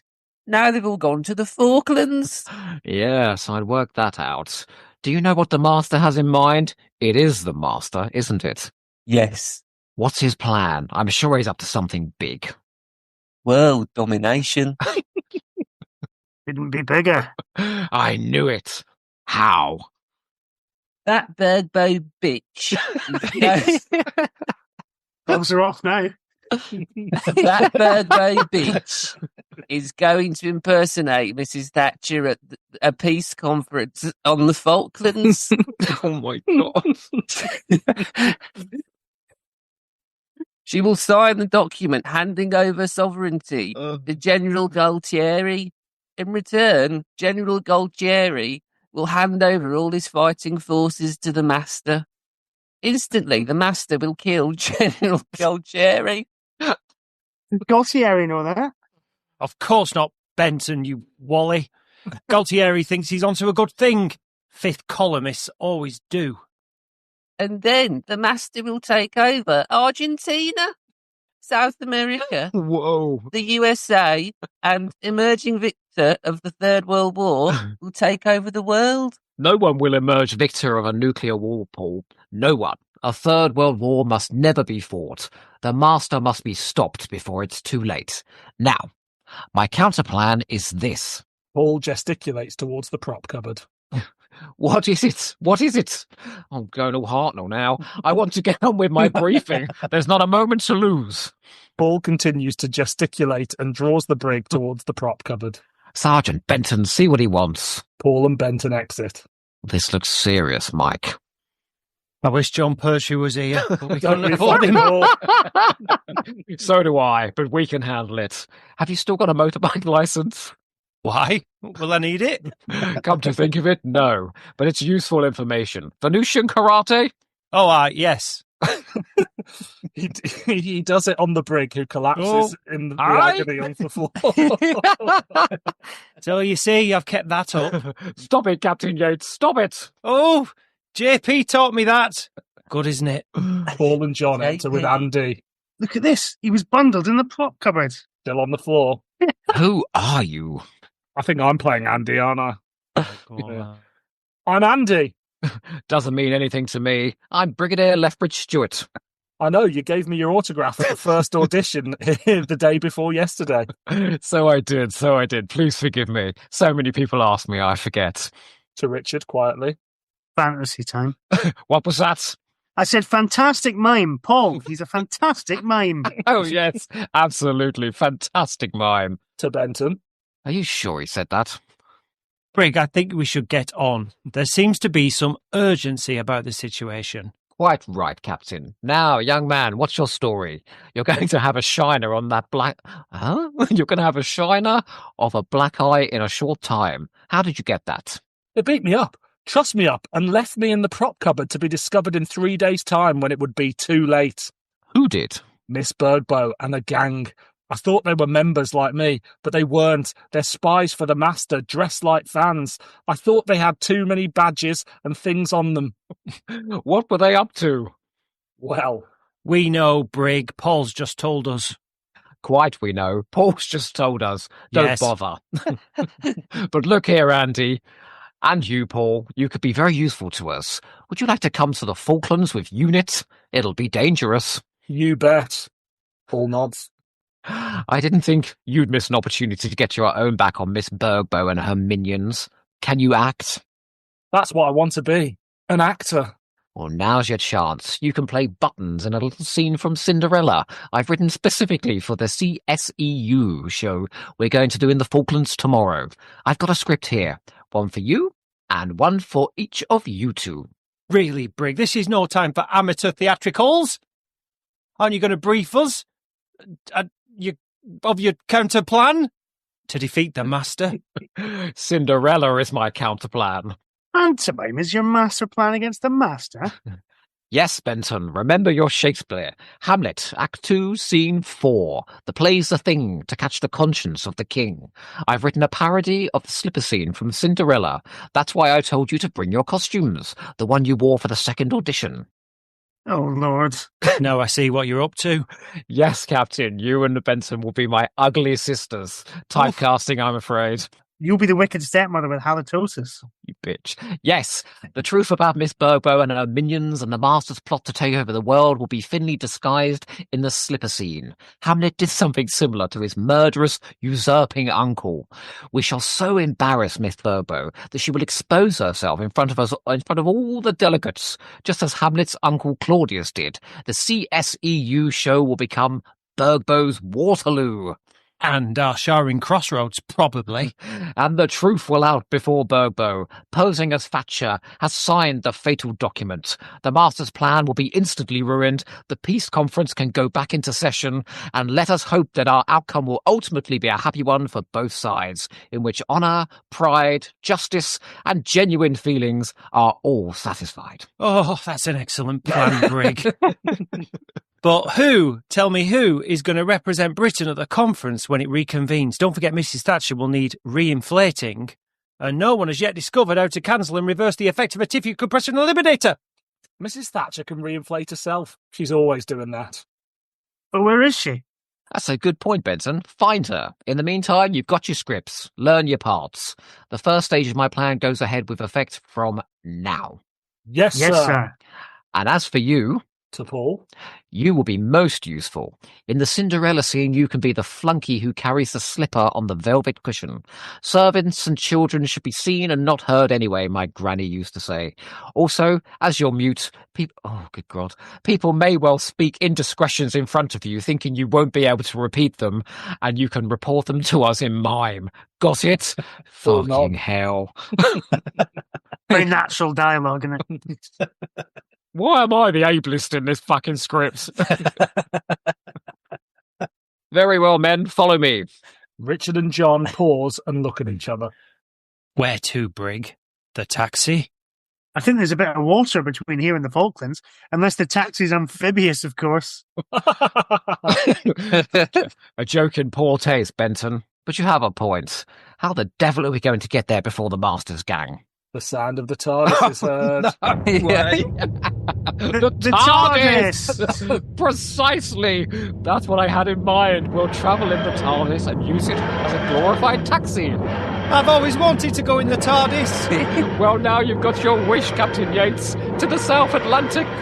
They exit. A moment later, Benton returns to collect the teapot to the audience. Well, it's a pity to waste it, isn't it? Oh, no. Exit. TARDIS noise increases. Lighting effects. Well, Maggie, dead.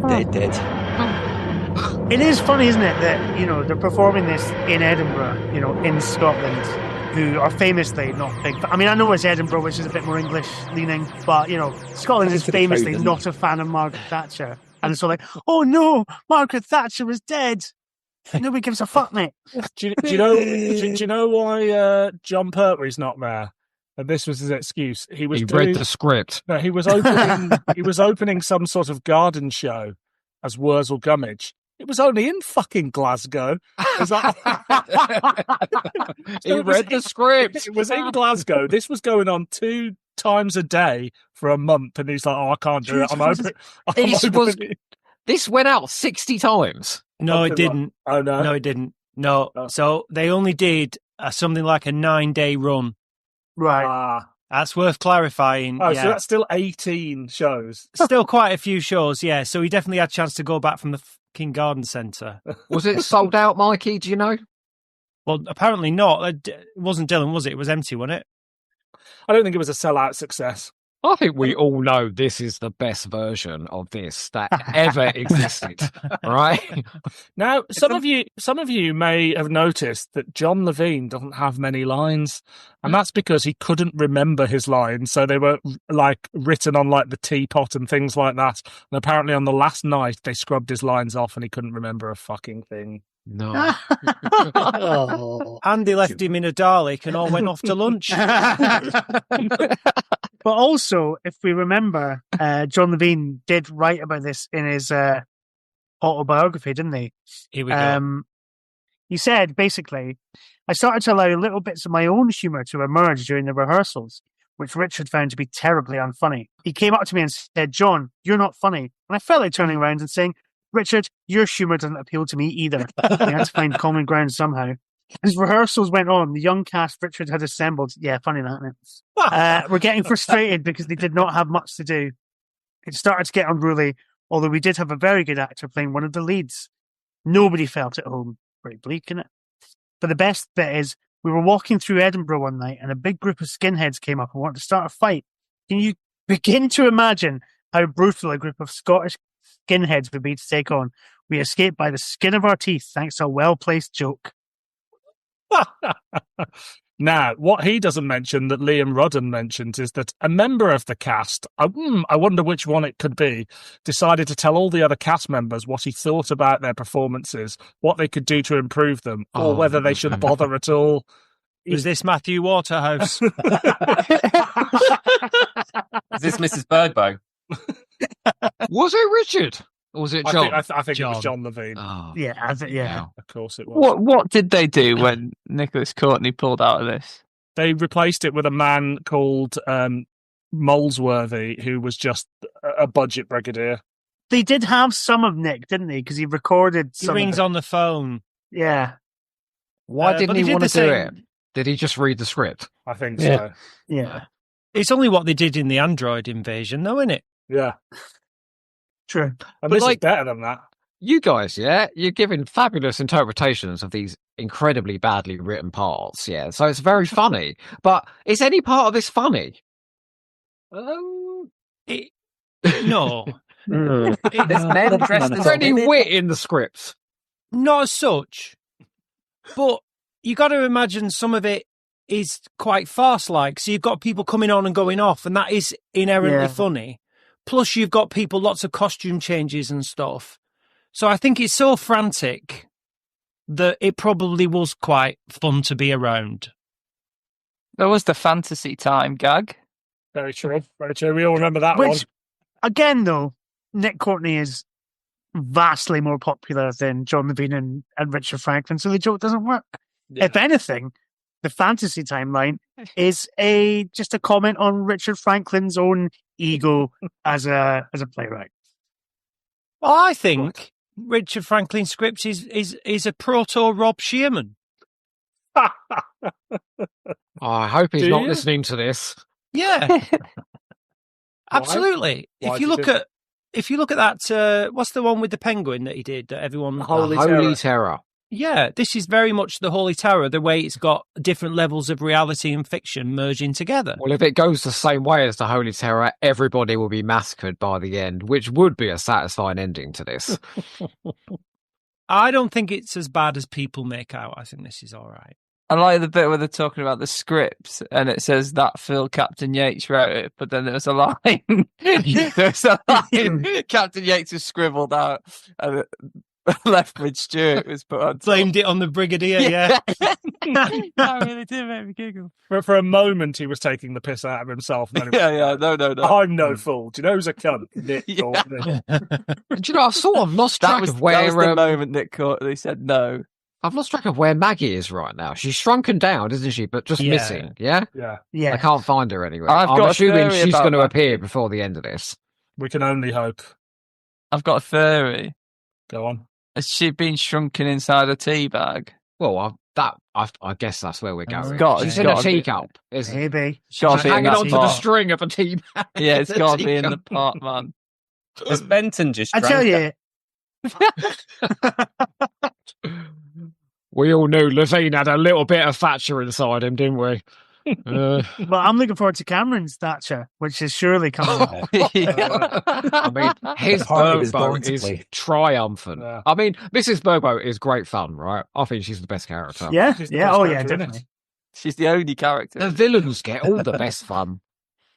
But move over Gillian Anderson, there's a new Margaret Thatcher in town, and her name is Cameron Phillips.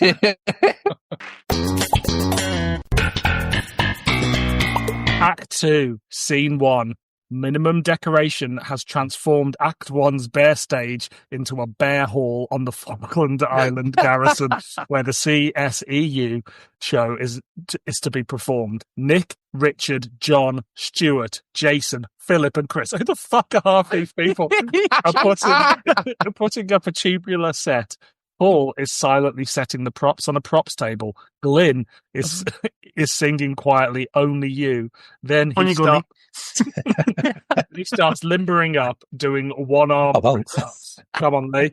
Nick enters. Oh, come on, lads, look lively. Curtain up in an hour. You could start hanging the drapes if you felt like it, Brig. Of course, Captain, of course. I've just got to organise the troops first.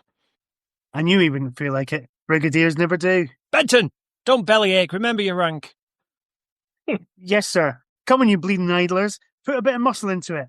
or I'll put a bit of muscle into you. It's the line that's been scored out there, which is more of a Captain Yates thing, I Promising. think, Yeah. than a Sergeant Benton thing. But never mind. The mask slipping, showing the performer there.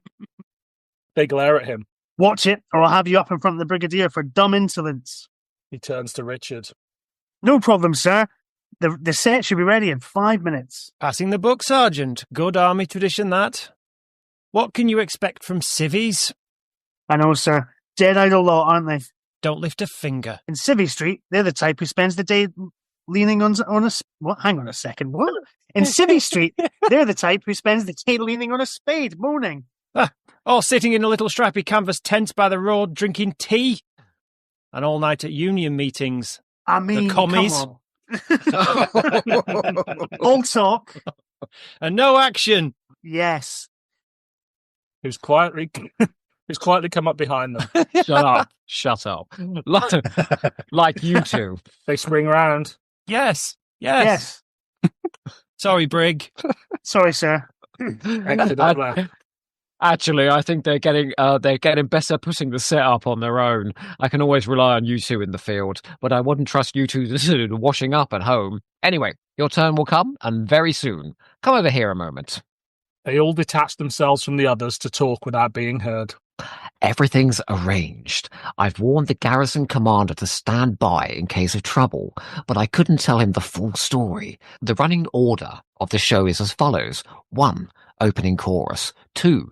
Glyn Dack sings. And then it's Cinderella. Number 3 in the battling order.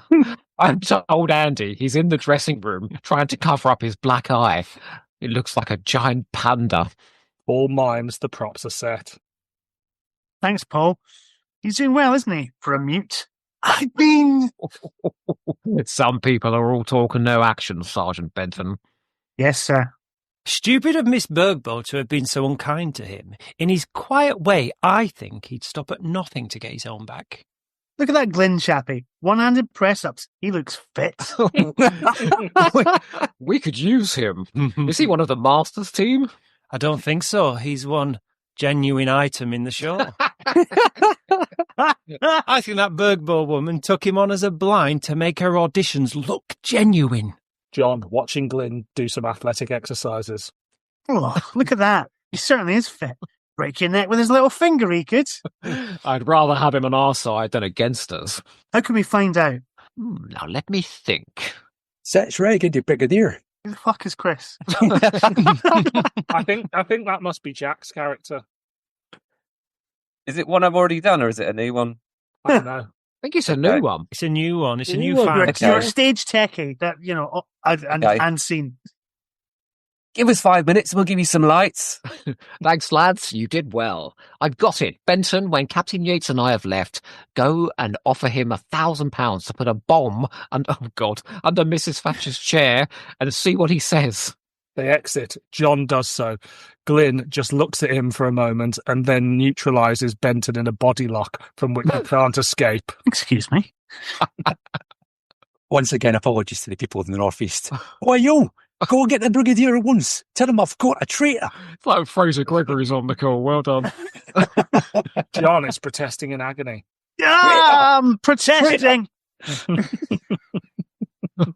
Enter Nick and Richard quickly. Brigadier, this jerk offered me £1,000 to put a bomb under Mrs Thatcher. I know. Again, I think somebody from Middlesbrough would happily put a bomb under Mrs Yeah. Thatcher, but, I know he did, young man. I know. Please let this soldier go. He's one of us. I'm sorry to tell you, but I'm afraid we were just testing your loyalty. You have proved yourself to be the loyal Britisher we hoped you would be. We want you to help us. We want you to help Britain. Indeed, I want you to help free the world. Will you do it? Yeah, You're obviously very fit. I'm a street fighter. Quite. There's going to be trouble here within half an hour. We'll all need all the help we can get. When it comes, however, it comes. In whatever form it comes, oh, for fuck's sake, will you please help us? Civilization as we know it? You can't take a pony through the grove, man. Jeff, I'm going on. Oh, sorry. You're on. Thank you. This is Captain Yates. Shaking hands. How do you do? And WO1 Benton. They shake hands. Hi, Glyn. And Paul Holness. Holness? Paul mimes an elaborate hello, so I'm assuming that's silent, Stephen. Oh, do I have to say this? Can't speak, but he's a brick. Hello, Paul. Well, that's about it, I think, lads. Get your frocks on. Is this going to be a tough one, do you think, sir? Your alertness, strength, and courage will never be more tested. The dangers are many, the risks fearsome, but the cause is nothing less than ultimate. Now I sound like Davros. Can I borrow your powder puff, Captain? Advance. They all exit blackout. Powder puff? Wow. Fun fact about that scene, Paul Holness actually played saxophone on Baker Street. Act 2, Scene 2. House lights come up, and overture fades as Miss Bergbow, dressed as Mrs. As if they've got an orchestra pit. walks on stage. Philip and Jason enter from opposite sides of the stage and hold up applaud boards behind her. Cheers off stage. Jesus. Thank you. That's quite enough. I don't deserve it. How kind. Now, I know you'll be anxious to know the state of the peace conference, and I'm very, very pleased to be able to tell you that we have already reached total Move over, Sheila Hancock. agreement. It's priceless. I can tell by your silence you are stunned with surprise. How natural. Why, I thought as I dipped my pearls in milk, should these talks be stretched for months, for tedious talking, when all that was needed for someone to do just the neatest little U-turn. All it needed was for someone to give in quickly so we could all go home to Chequers or wherever we live and forget about the whole thing. Forget indeed that the South Atlantic was anything more than a packet of penguins in a corner shop, a frozen rock in the sea of boiling emotions. As you know, giving in is not what I usually do, so just for a change, I have. They're always asking me to be flexible, so I have been. Do you know what I've just done? Would you like to know? Ask me. This Bergbow is not for turning. Philip and Jason hold up boards saying ask her. I've just given the Falklands back to the Argies, and they're simply thrilled about it. I'm so pleased to have made someone happy. It's such a good feeling. I feel so good about it. I wonder what else I could give away. Perhaps the Welsh would like new connects. Okay, that is a good line. I digress. Now the documents making this agreement are legal fact are being drawn up at this very minute. By the time our lovely little CSEU entertainment entitled Dames and Sea is over, they will be ready for me to sign. So before you feel you have to react in any way to this wonderful news, I shall take my seat among you. Let the show begin. Call off. House lights fade. Mrs. T sits on a gilt chair at the side of the stage. Overture begins and lights come up. Stage within the stage. David and Lynn, dash crossed out, enter upright in front of, I don't know, some people. Come on, voiceover, microphone, voice. So I think this is me now. And now, to get our show off to a truly amazing start, we introduce a singer of talents as yet unknown, a star of tomorrow, for you to hear today. Please welcome from Middlesbrough in the county Cleveland, Glenderrick, line through it, Stallion. Glyn sings Trouble. It is an elaborately staged number involving a disco dance sequence in the middle. Oh, yes. Go on, sing it. Wow. Oh, this is all for the Patreon. This is available as an extra afterwards. I'm filming it. Oh, wasn't he something? Wasn't he something? Well, we'll all be watching out for Glyn Stallion in the charts, won't we? Yes, we will. And now for something completely different. Christmas is coming early this year to the Falklands, and it's pantomime time again. Here to bring the festive season in early, and probably with a bang, is CSEU's answer to Shakespeare's Hamlet, the slipper scene from, you've guessed it, Cinder Thatcherella. How amusing. I love laughing at myself, even if no one else does. Andy enters as Buttons. He has a black eye. Oh me, oh my, I want to cry. I can't find cinders, and look at my eye. I've been looking everywhere for cinders, ladies and gentlemen, boys and girls, but look high, look low, I can't find her anywhere. You see, I'm in love with her, and although I know she set her sights on the prince, well, He's a general in our story. What's this? I don't think her love is going to be requited. In fact, I know it's not, because there isn't anyone playing the part. Tell me about it. We've only got 5 actors, and the general isn't one of them. Come to think of it, that's the point. Cinders isn't on the cast list either. That's why I can't find her. Oh, I do hate these cheapo productions. Still, never mind. It's work. And he breaks into song High Hopes, to which he also does a tap dance. I don't know that song. He knew Andy had it in him. I didn't when I picked my fucking part. Oh, where is Cinder Thatcherella? Where are you? The general is coming to try on your shoe. Well, it's a glass slipper, actually, but it didn't rhyme. Oh, yes. We've got a glass slipper, and here it comes. Enter Paul, carrying the slipper on a valet cushion. Look, no expense spared. Are you from the castle? Paul puts his nose in the air and tries to get past Andy, who dodges from side to side and won't let him. I said, are you from the castle? More dodging. This is ridiculous. Are you looking for a last to put that slipper on? Paul nods in the affirmative. I'm having a conversation with myself here, aren't I? Doing very well. Why couldn't you have said so straight away? I work for Cinderella, and I'm pretty sure that slipper will fit her dear little foot. Please wait here for a moment, sir. I'll see if I can find her. She's probably raking the fire, or peeling the potatoes, or putting hot water bottles into her ugly sister's bed. Or she could even be brushing her horrible stepmother's false teeth. I'll go and see. He exits one way, and Nick, the stepmother, comes on the other. Jesus. Oh my God, it's the man from the fish shop. What have you got onto your nose, dear? A kipper? She looks at the audience and then does a double take on the slipper. My God, it's the Falkland slipper. Gimme, gimme. She snatches it and tries it on, but of course it doesn't fit. Paul snatches it back and tries to leave. Come back, oh talkative one. She grabs him round the waist to audience. Just the type of husband I've been looking for. Not a word to say for himself. Not a word to say for yourself, have you, dear? Paul sticks his nose in the air. Oh, he's a snob too. I go mad over snobs. My name's Margaret. Maggie to you. Maggie for short. Not Maggie May, but Maggie Will. And that's short for Will is and desperate for it. Maggie Thatcherella at your feet, sir. I prostitute myself. Fucking hell. Nick flings himself to the ground at Paul's feet. Paul yawns. You're tired. Come to bed. Paul runs.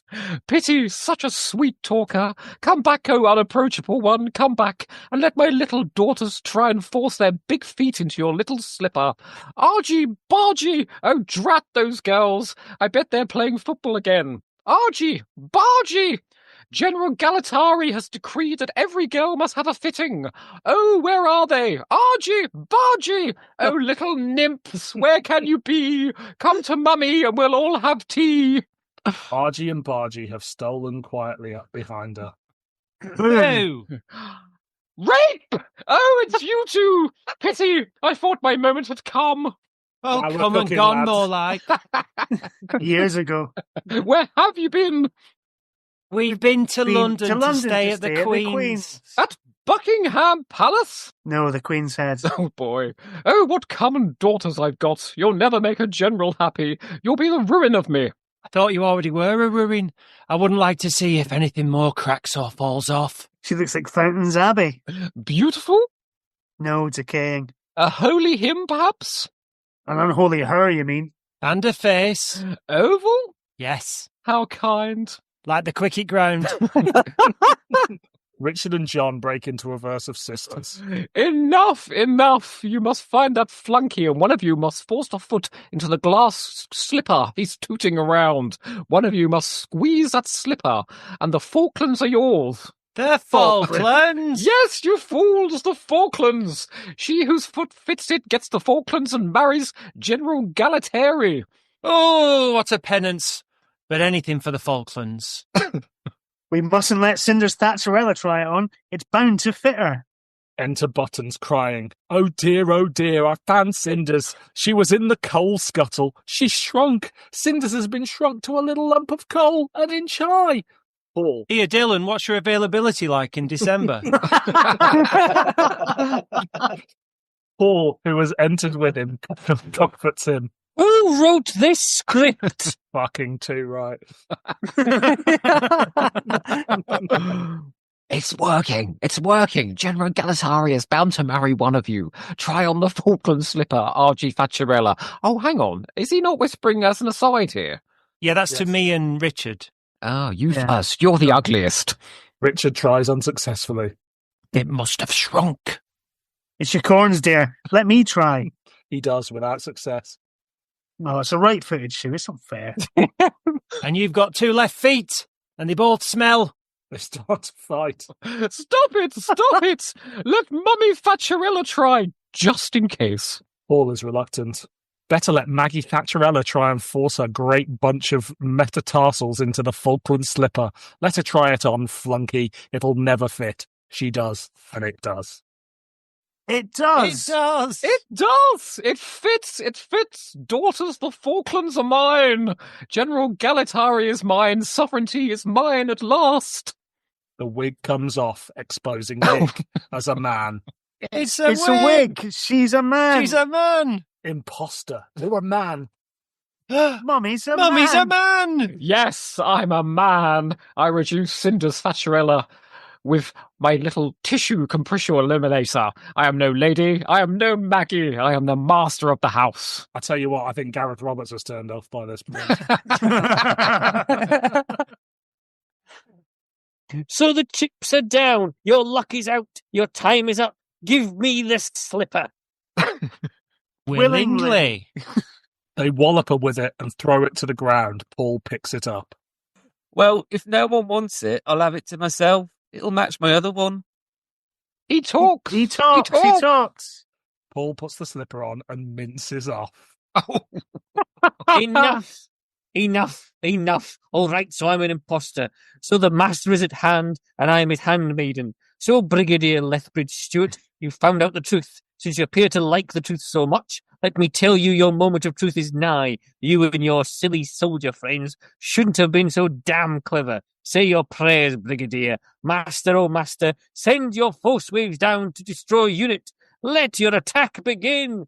Let the Dragoids attack. Dragoid.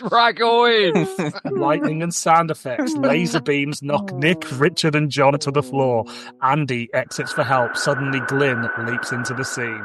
Why, aye, man, leave it to me. And fights the assailant. Each attack he neutralizes ends with a body on the floor. David, Liam, Graham. Normal lighting resumes. Miss Burbo immobilized in Glyn's grip. Any more? He holds Maggie in a half Nelson. I surrender. She removes her Maggie Thatcher wig. Why did I do it? Oh, why did I do it? I'm only a simple Swedish girl. Softening. I expect you were tempted by the work as we were. After all, Mrs. T's a gift of a part for any actress to play. Careful, Captain Yates, careful. You know where sympathy can lead you. Brigadier, grant me one final wish. I know I shall be executed as a traitor. What is it? I love music. Let me play one final tune on my violin. I beg your pardon. Well, There can't be any harm in that, Brig. I suppose not. Where's your violin, young lady? Why, here, right here, in this violin case I'm carrying. Go on then, Miss Berg. Well, give us a tune. Give us a tune. Really, Benton, you're talking to a classical violinist, not a street fiddler.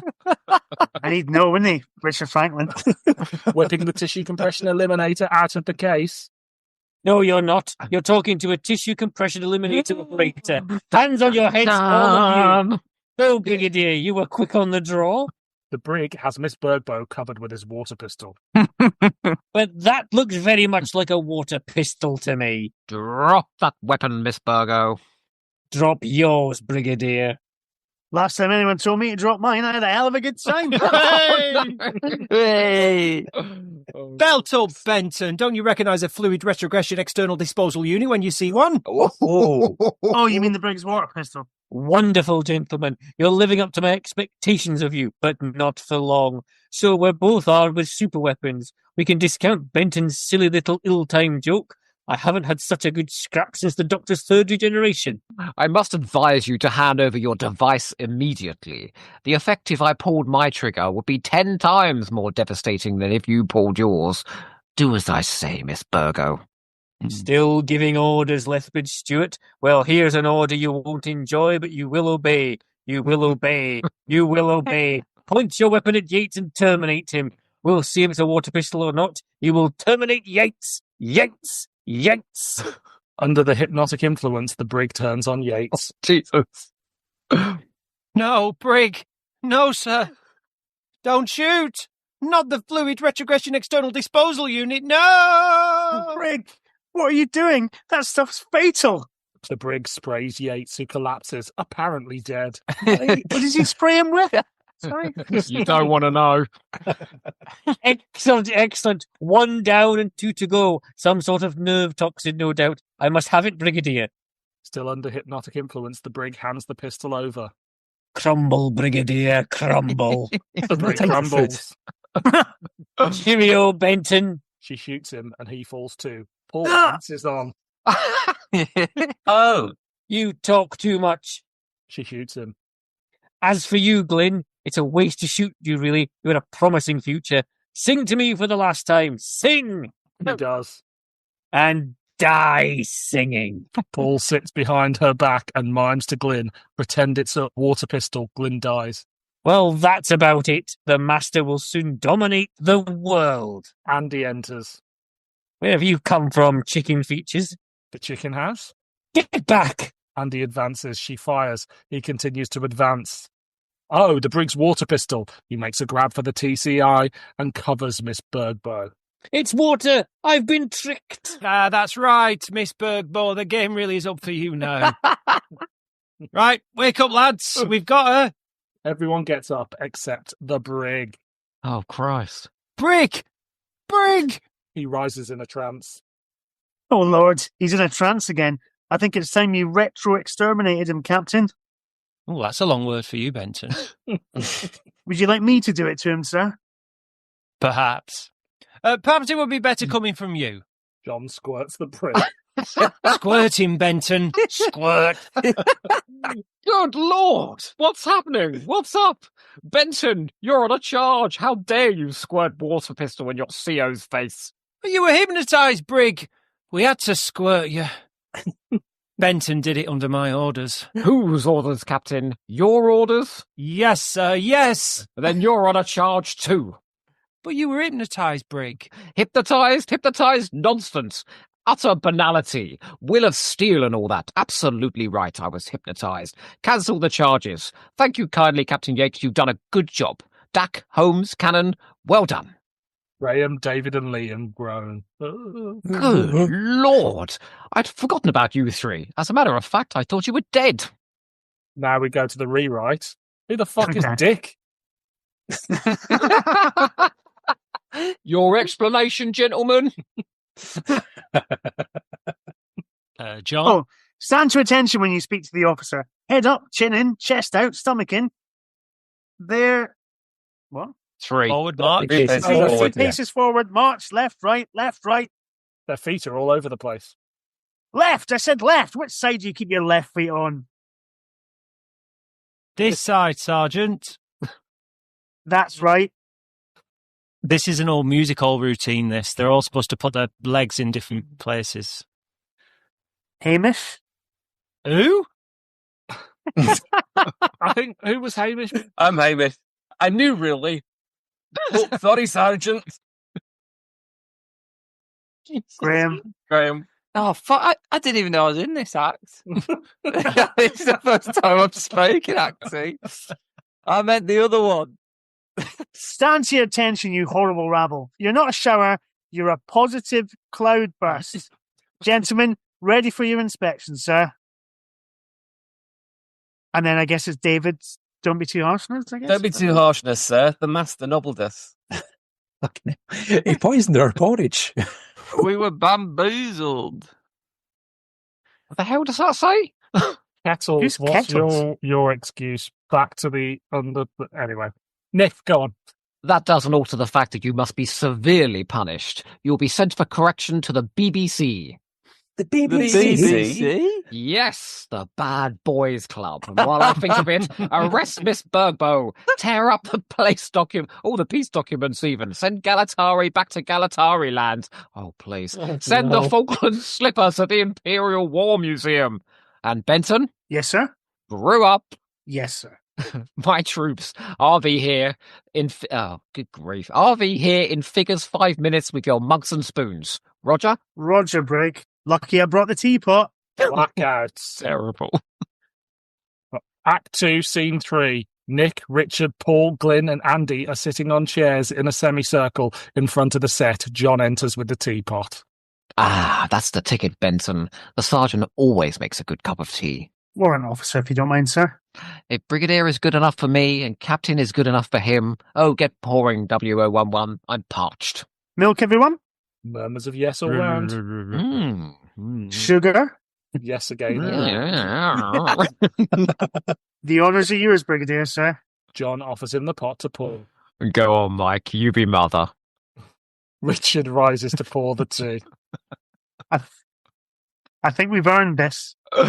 You may think it's mission completed, Benton, but you're wrong. So far, we've completely failed to locate the real Mrs. Thatcher.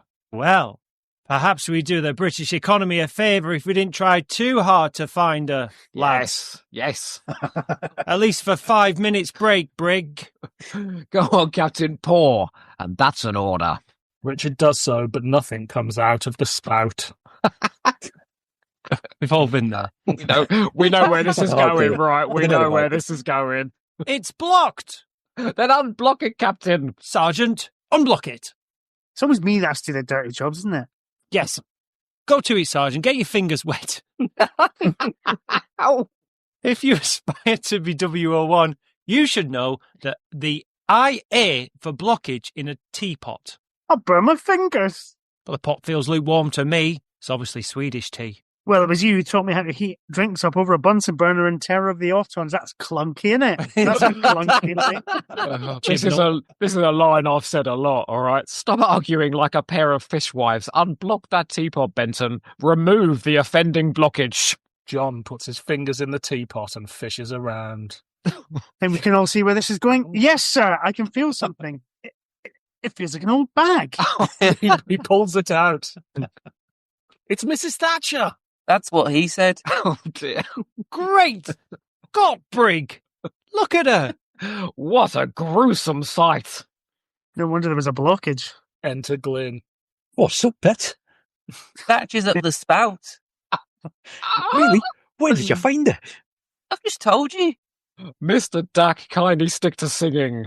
So the word teabag takes on a whole new meaning, and a mystery is solved. That Viking fiendness must have used her thing on Mrs. Thatcher. What's it called? A tissue compression eliminator. Just so, Mr. Benton, just so. That Miss Bergbo must have potted Mrs. T right outside her own front door in Downing Street, and then planted her in front of our very noses. Damn cheek, I call it. I think Mrs. Thatcher will have more to say about it than that. I doubt it, Mike. I doubt it. Mrs. T's brewed up for the last time, I'm afraid. Surely the tech boys can come up with an antidote to tissue compression. Tissue expansion. Oh, I doubt it, Mike. I doubt it for all of our jesting earlier. I doubt it. You can't unshrink a pair of knickers, can you? It'd take more than St. Michael to make a pair of bloomers out of a G-string. We'll need a new PM, I'm afraid. She's a politician. Can't she be filled with hot air? Like a balloon? Do not jest, Benton. The tea has gone from Britain. Britain is without a leader. The free world, oh fuck, is without a champion. And I'm without a cup of tea. Then pour, Sergeant, pour. The tea is poured. I just feel like a nice cup of tea. It tastes of Benton's fingers.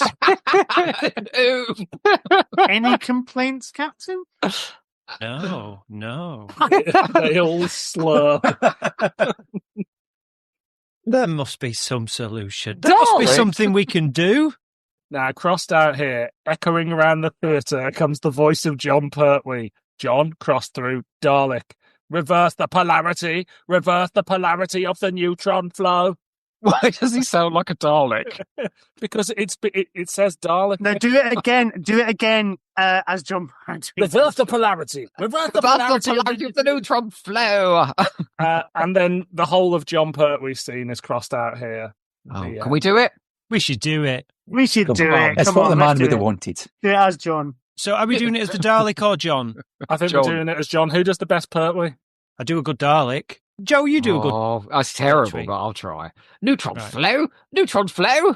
Nice voice, that chap. You ought to try radio. It's John Pertwee. Doctor? Are you enjoying your tea brig? Mike? Sergeant? W011. Do you mean you can't mean? You didn't. Did you help us defeat the Master? It's just me now. Help you? He laughs again. The war that rages between the Time Lords is a war that never ceases. The conflicts in the cosmos are beyond your comprehension, Brigadier Lethbridge Stewart. Beyond my comprehension? But you did help me. If you had not recalled UNIT, the Master would at this moment dominate the world. Domination. So that was his plan all along. Gosh. Well, Brigadier Mike Benton, keep yourself ready in the ring, should we need to arise again in the future. It's good to know you're still going strong. Going. Gone. What the hell is that? What the hell was that about? Nick Briggs, call us. Oh, ghastly. Was that a seance for John at the end? Well, so a bit of post-match analysis.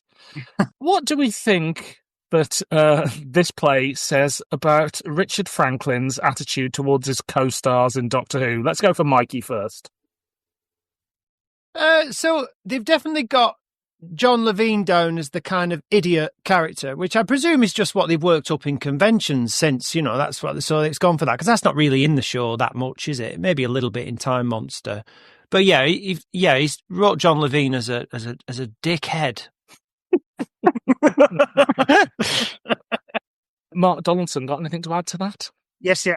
No, I'm kind of with Mikey on this because it's interesting, sort of looking at this in comparison to Franklin's other Fringe show, which was The Killing Stone, which does similar things, which is Sergeant Benton's a fucking idiot, the Brigadier's really pompous and up himself, and Richard Franklin's the hero, really. Maybe less so in this, but I think the dynamic is still very much the same thing.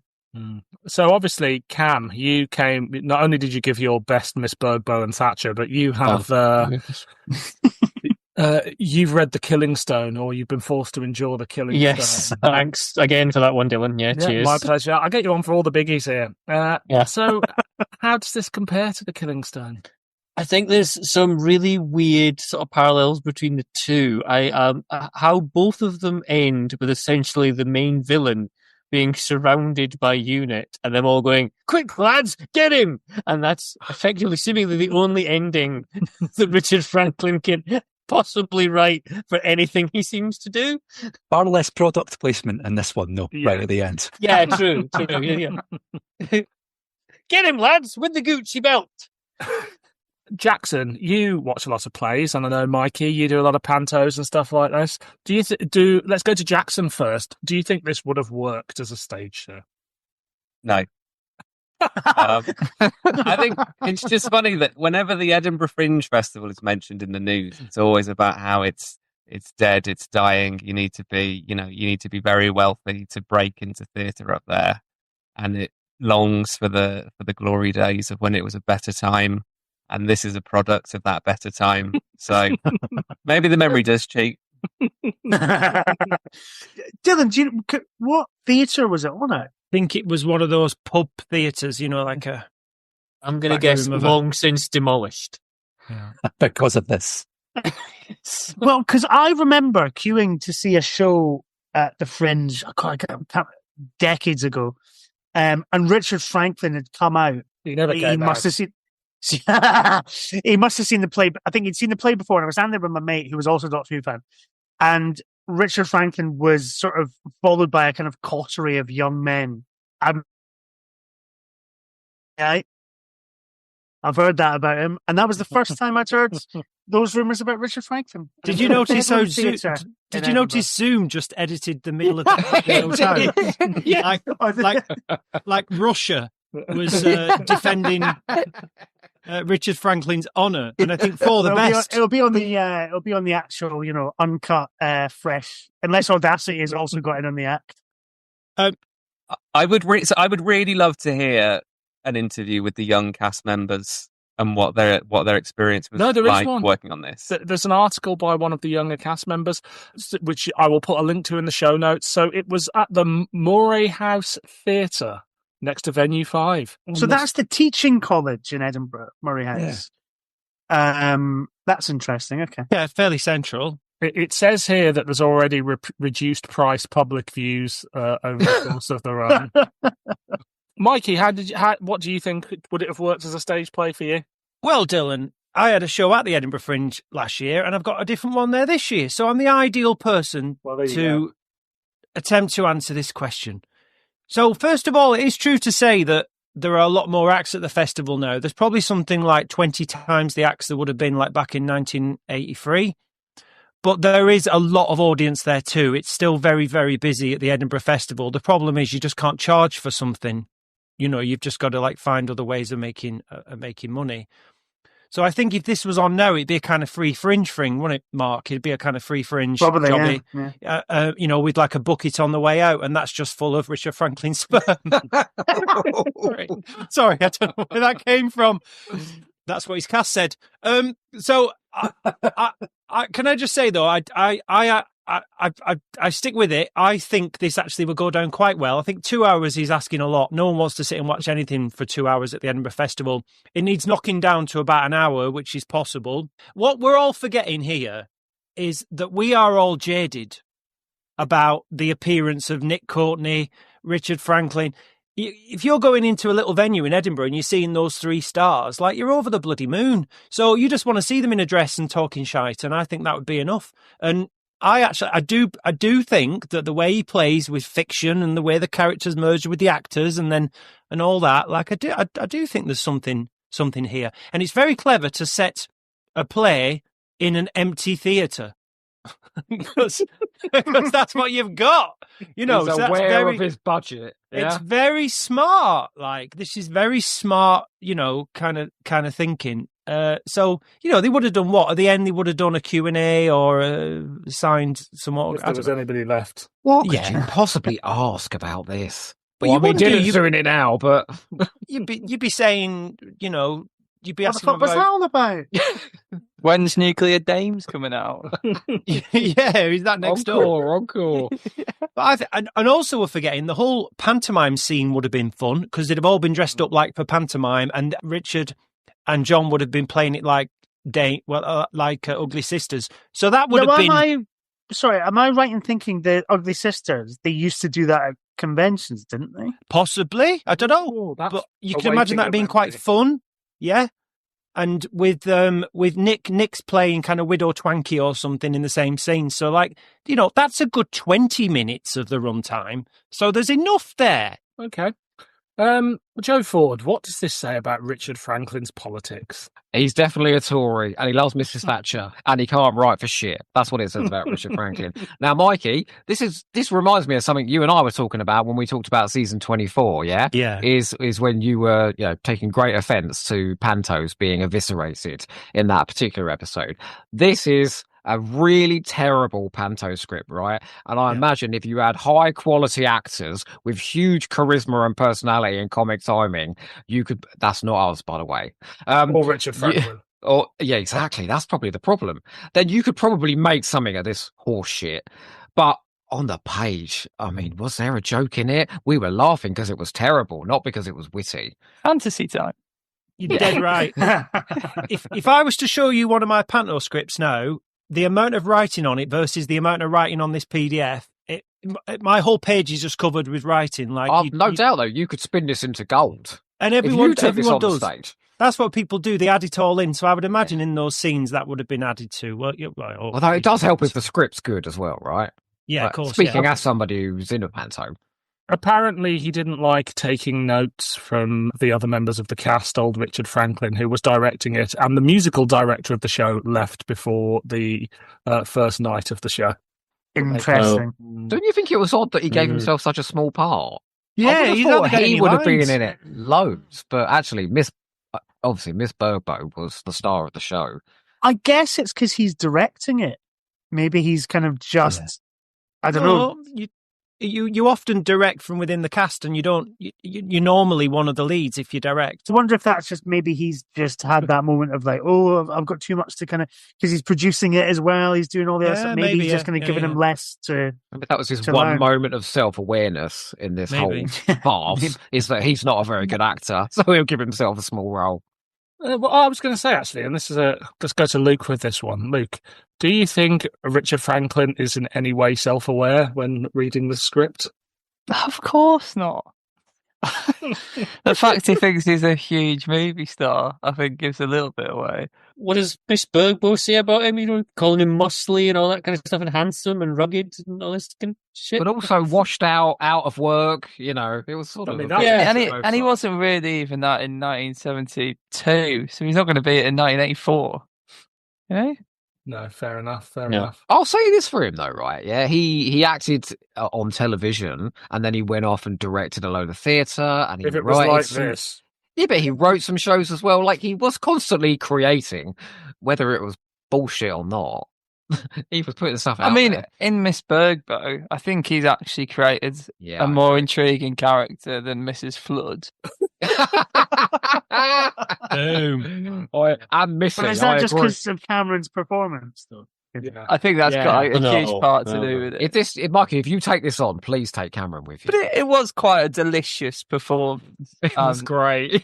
It was quite delicious on the page. Like, that was probably the one big compliment I can give to this. Yeah, I think Miss Burbo is probably the best thing about it. Now, I'm just looking at the photo of the cast here, and I can't see. Oh, no, hang on. Yes, I can. There is a woman there. That's John Levine in a dress. Next to him, dressed as Margaret Thatcher, there's a blonde woman. I was wondering whether or not Franklin they actually, played Burbo. or if it was or if it was just another young boy in drag. Do you think that's Miss Burbo there in blue, or is that Mrs. Yes, Thatcher? I think so. I think she. Well, yeah, but she's the same. In the picture of John Scott Martin, who I can't believe went all the way to Edinburgh for that last bit. To sit in a Dalek for 2 seconds. Yeah. To the right of him, there's a girl who looks a little bit like Charlie Pollard, and that's her. I don't think it's India Fisher, but it does look like her. That's the one that played the Swedish. India Fisher had her own problems on the Edinburgh Fringe. Did she? I guess Fly it's me interesting. to the moon. Oh, Did they perform that there? I think so, yes. Comedia in Brighton and then up in Edinburgh. Yeah. But it's interesting because Doctor Who, the Edinburgh show, does not exist. There's no universe in which that exists. So I do get Mikey's point that this, as a post-cancellation camp panto show made by the former stars of a popular TV show, does kind of work. and it wasn't post cancellation though. It was like it was season 21. Oh, in that case, fuck it. It's And We could do it again with Camille Kadori and at the same time, J&T Danny is putting on and John Barrowman. J&T is putting on panto starring Mary Tam, Colin Baker, Nicola. I mean, I'd much rather go to one of those. Well, look, guys, about 3 years ago, no, it's longer than that. Maybe 5-6 years ago, 3 washed-up Blue Peter presenters did a show which was very much like this. It was very much like acknowledging that they hadn't worked very much since and weaved into a narrative and that sort of thing. So, you know what I mean? Richard Franklin. Was it also problematic, racist, sexist, and all the things that this was too? Only for the matinee. Not fair. I mean, there are some issues though with this script, right? I don't know what I said some lines here that should really not be said out loud, and I hope people don't take that clip of me and post it elsewhere. You got to remember, this was the year that Tiny Tots thing was on Channel 4.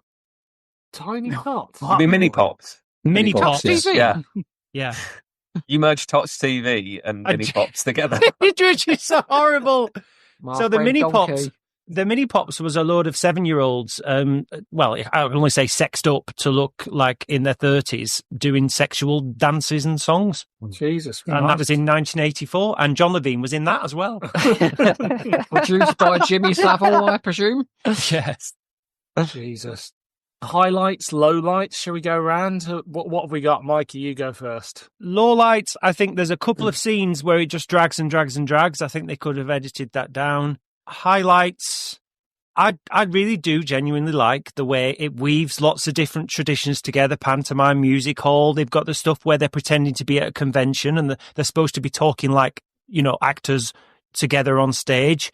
You've got the naturalistic stuff. You've got the convention type stuff. And the way it all weaves together, I kind of think that's quite good. For me, I think I really like the fact that there is something called the Dragoids towards the end, and apparently they were a real prop that looked terrible, but I can't find any photos of them. I love John Pertwee's crossed out cameo. Like, I love the fact that he was like, "Oh, I can't do it. I'm opening a gardening show." What? Every time? Yep. Yeah, twice a day for nine fucking days. Cameron, any high points or low points for you? Low points definitely probably once again he writes, the foreigners are going to come and mess everything up for us. There's all this kind of, we're describing them as the Argies. And obviously Sweden have a big, villainous role to play in the entire thing. Definitely a low light for me. Highlight, as Mikey said, in a weird kind of like multi-level kind of way, it kind of works having a show in an empty theatre with out-of-work actors. And if you treat it as kind of like this farcical sort of reimagining sort of sideshow of Doctor Who, then it's all right. But generally, again, the man has no clue. Do you know what I hate? Is people that treat tea as a personality type. And, like, you can tell that Richard Franklin is that. But, this was, got to have a lovely cup of tea. Oh, should we have a cup of tea? What are you doing? Should we have a cup of tea? I was going to say that. Yeah, what happened to Richard Franklin in Sweden? Was it just that somebody served him a shit cup of tea? And is that what has kind of birthed this hatred of the Swedes that has spawned a whole stage show? Did he just have a bad cup of tea in a cafe? Is that what's happened here? It's can't really trust foreigners with tea. Yeah. Oh, so bad that he wanted to clog up the teapot with Mrs Thatcher. Oh dear. Benton's fingers. Jackson, highlights, lowlights, blah blah blah. I think the highlight is probably the Brigadier squirting. Really enjoyed that. It's anybody's I highlight. forgot about that, yeah. Come. It was I think there's a definite carry-on element, like the whole thing about, the army entertainment and all that stuff. It's interesting it happening in the mid-80s as opposed to the 50s was when this kind of humour came from. But I felt bad for the actor playing Mrs Birdbone because she had a lot of dialogue, a lot of stuff to remember. It's all right.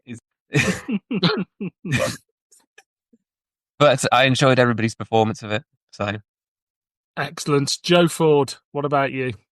the highlight was Miss Bergbo for me, and I feel as if she should leap from this play into a Big Finish box set or two, or at least in the next series of Doctor Who. She's batshit crazy. Her plan's mad, right? But it's no madder than many a Doctor Who. And Cameron, I would like you to play her as well, please. In drag in Russell T Davies' series. I'll start shaving my legs now. The low light was me having to say that Mrs Thatcher being removed from office was a devastating crime for the political structure. But there we go. He's definitely a Thatcherite, isn't he? Luke Molloy? Yeah. I mean, personally, a low light was saying that horrifically racist line. The highlight that came after that was that my character never spoke again. There are a lot of characters that come and go, aren't there? I think I got replaced with Andy or Hamish or something towards the end. Lee, what about you? I mean, so many lowlights. Leads me to ask this question. Do we think Michael Grade saw this? And this is the moment he decided to cancel Doctor Who. This has all got out of hand, he said. To stop this sort of thing from ever happening again. Yeah. Quite Definitely. possibly. This Wow. and Warriors of the Deep. Hey, you take that back. And finally, Mark Donaldson. It's my marker. Highlights: Thatcher boiled to death. Lowlights: Thatcher venerated as some kind of, hero. What was it? The champion that Britain needs? Fuck Yeah. off. Oh. Fuck off, Okay. Richard Franklin, you fucking Tory cunt. He said it, you know. I He may have said had a it drink. on one of the Doctor Who documentaries. He's there talking about Thatcher and saying, you may not like what she did, but she was a woman of her word, a woman of conviction, and that's why in latter days lots of people, even on the left, have come to respect her. Yeah, but Fuck that- off, you cunt. That whole thing of that. Oh well, at least she fucking stuck to her word. It's like, yeah, Hitler stuck to his word. But I mean, what does that say about? No, like fuck off. Well, I think that's a good enough point to end it. Sorry, I've killed the podcast. Fuck off, There's an Richard episode title. Franklin. What a great Oh, place to man. end. I am eternally grateful for you all to spending an evening reading this play, the best play that has ever existed. And thank you for coming onto previous episodes of Too Hot for TV and for this one, and helping me celebrate 5 years of Too Hot for TV. Well, can I quickly, because I feel we need to just say happy 5th birthday. Yeah. to Too Hot for TV, Indeed. because it is genuinely my favourite Doctor Who podcast. Oh, it's mine as well. it's Oh, the best. dear. So, No yes, offence to so- any other podcasters here, but So it's- thanks yeah. for the last five years. Yeah. I So think you Over and 72. Jackson, obviously, because you both set it up together. Yeah, Jackson, will you come back more often? I really miss the two of you together. we've got Yeah, plans. we've got a load of episodes planned for this year. Brilliant. I mean, I'm a whore for your Bernie Summerfield episodes, but just, Oh, shake we've- it up a bit. Come on. We've thrown Benny to one side. It's going I to. bet you did. We're going somewhere else. New Earth. Benny. But guys, Bye, thank you very much. And yes, this has been Doctor Who, Too Hot for TV.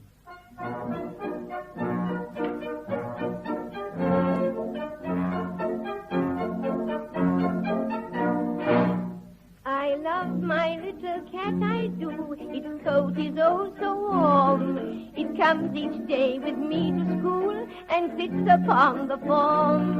The teacher says, why do you bring that little pet of yours? I tell her that I bring my cat along with me because Daddy wouldn't buy me a bow wow. Bow wow. Daddy wouldn't buy me a bow wow. Bow wow. I've got a little cat and I'm very fond of that, but I'd rather have a bow wow wow. Wow, wow, wow. Daddy wouldn't buy me a bow wow. Bow wow. Daddy wouldn't buy me a bow wow. Bow wow. I've got a little cat and I'm very fond of that, but I'd rather have a bow wow wow.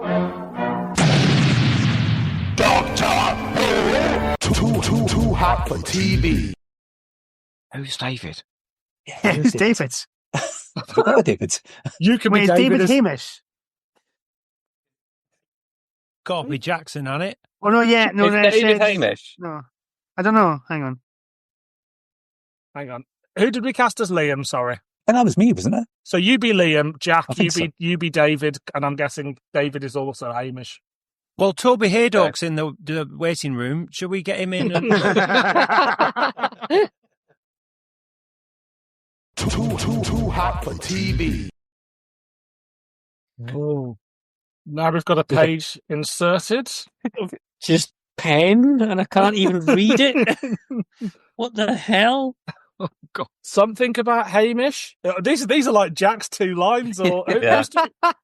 so Jimmy and Hamish. that Just- stuff refers to halfway down the next page. There's an asterisk for that because it's on the alternate page in the there is, script. yeah. It's not in the middle. spoilers. So we just go from the top of page 26, yeah? Yeah. Okay. Too hot for TV. Any more? That's you, Glenn. Enter Glyn, stage left. Oh, hold on. Is that me? Sorry. You just got any more? Aye, aye. Hang on, I've lost my place in the page. Hang on. Oh, Have to leave it to I'm very me. amateur. There we go. Then- Ba-ba-ba-ba. And you just say any more, and then it says he holds Maggie and a half Nelson. Ah, right, okay, so it's them. Too hot for TV. Is that me? Yeah. No, it's stage director. It's a stage direction. Oh, sorry. I'm already having a great time. Focus, darling, focus. Too hot for TV. I'm aware Mikey's got a hard out at 10 o'clock. We've got Okay. about... We've not got long to go. but We've does only got anybody- one act, 7 weeks to Yeah. go. Does anybody want to grab a drink, have a wee quickly, anything like that? I'm good. Professional, should be darling. locked Carry in. on. My fridge is just I'm going to grab There's a only drink. 20 pages left. All right, I'll grab a drink then. Oh, if feel he's like having a wee, there's- I'll have a wee. Oh no, what's been shared? Hang on. Oh, Jackson got That's this. that's Silent Stephen and Oh. Richard Franklin. Oh my god, there's a picture Do you think from they the fucked? show. Oh, Yeah, please. Don't know why, but it definitely looks like they fucked. Yeah. There's just What there's makes you just an think that, energy. Jack? What There's makes just, you there's just think an energy coming from that oh pose. I really went downhill Is for that Steve. Richard Franklin? Yeah. In double denim. Tell you what, Oh, really maybe went it's downhill not. No, he looks too young, doesn't he? It really went downhill for Steve Strange after Visage, didn't it? Jack, That's do we not- know which one is his cottage? I'm just looking No, at we the don't. houses. That's a lost land. I mean, they're all quite nice, aren't they? I don't know which is his cottage, but he might have been cottaging with one of the guys in the picture below. Very Um, likely. There's also pictures of John Scott Martin. Spoilers, Jack. John Scott Martin, does he appear in There you it? go. Wow. So, are we ready to carry on? No, Is that Luke's Martina just coming now. Navratilova in the middle? Oh yeah, Luke. Oh, no, it's John Living. Oh God, is this the show? Yeah. Right. 2-0. Sorry, guys. Look at John Levine in the dress. Oh my God. Are we all ready? Oh yes. Ready. Sorry. Too hot for TV.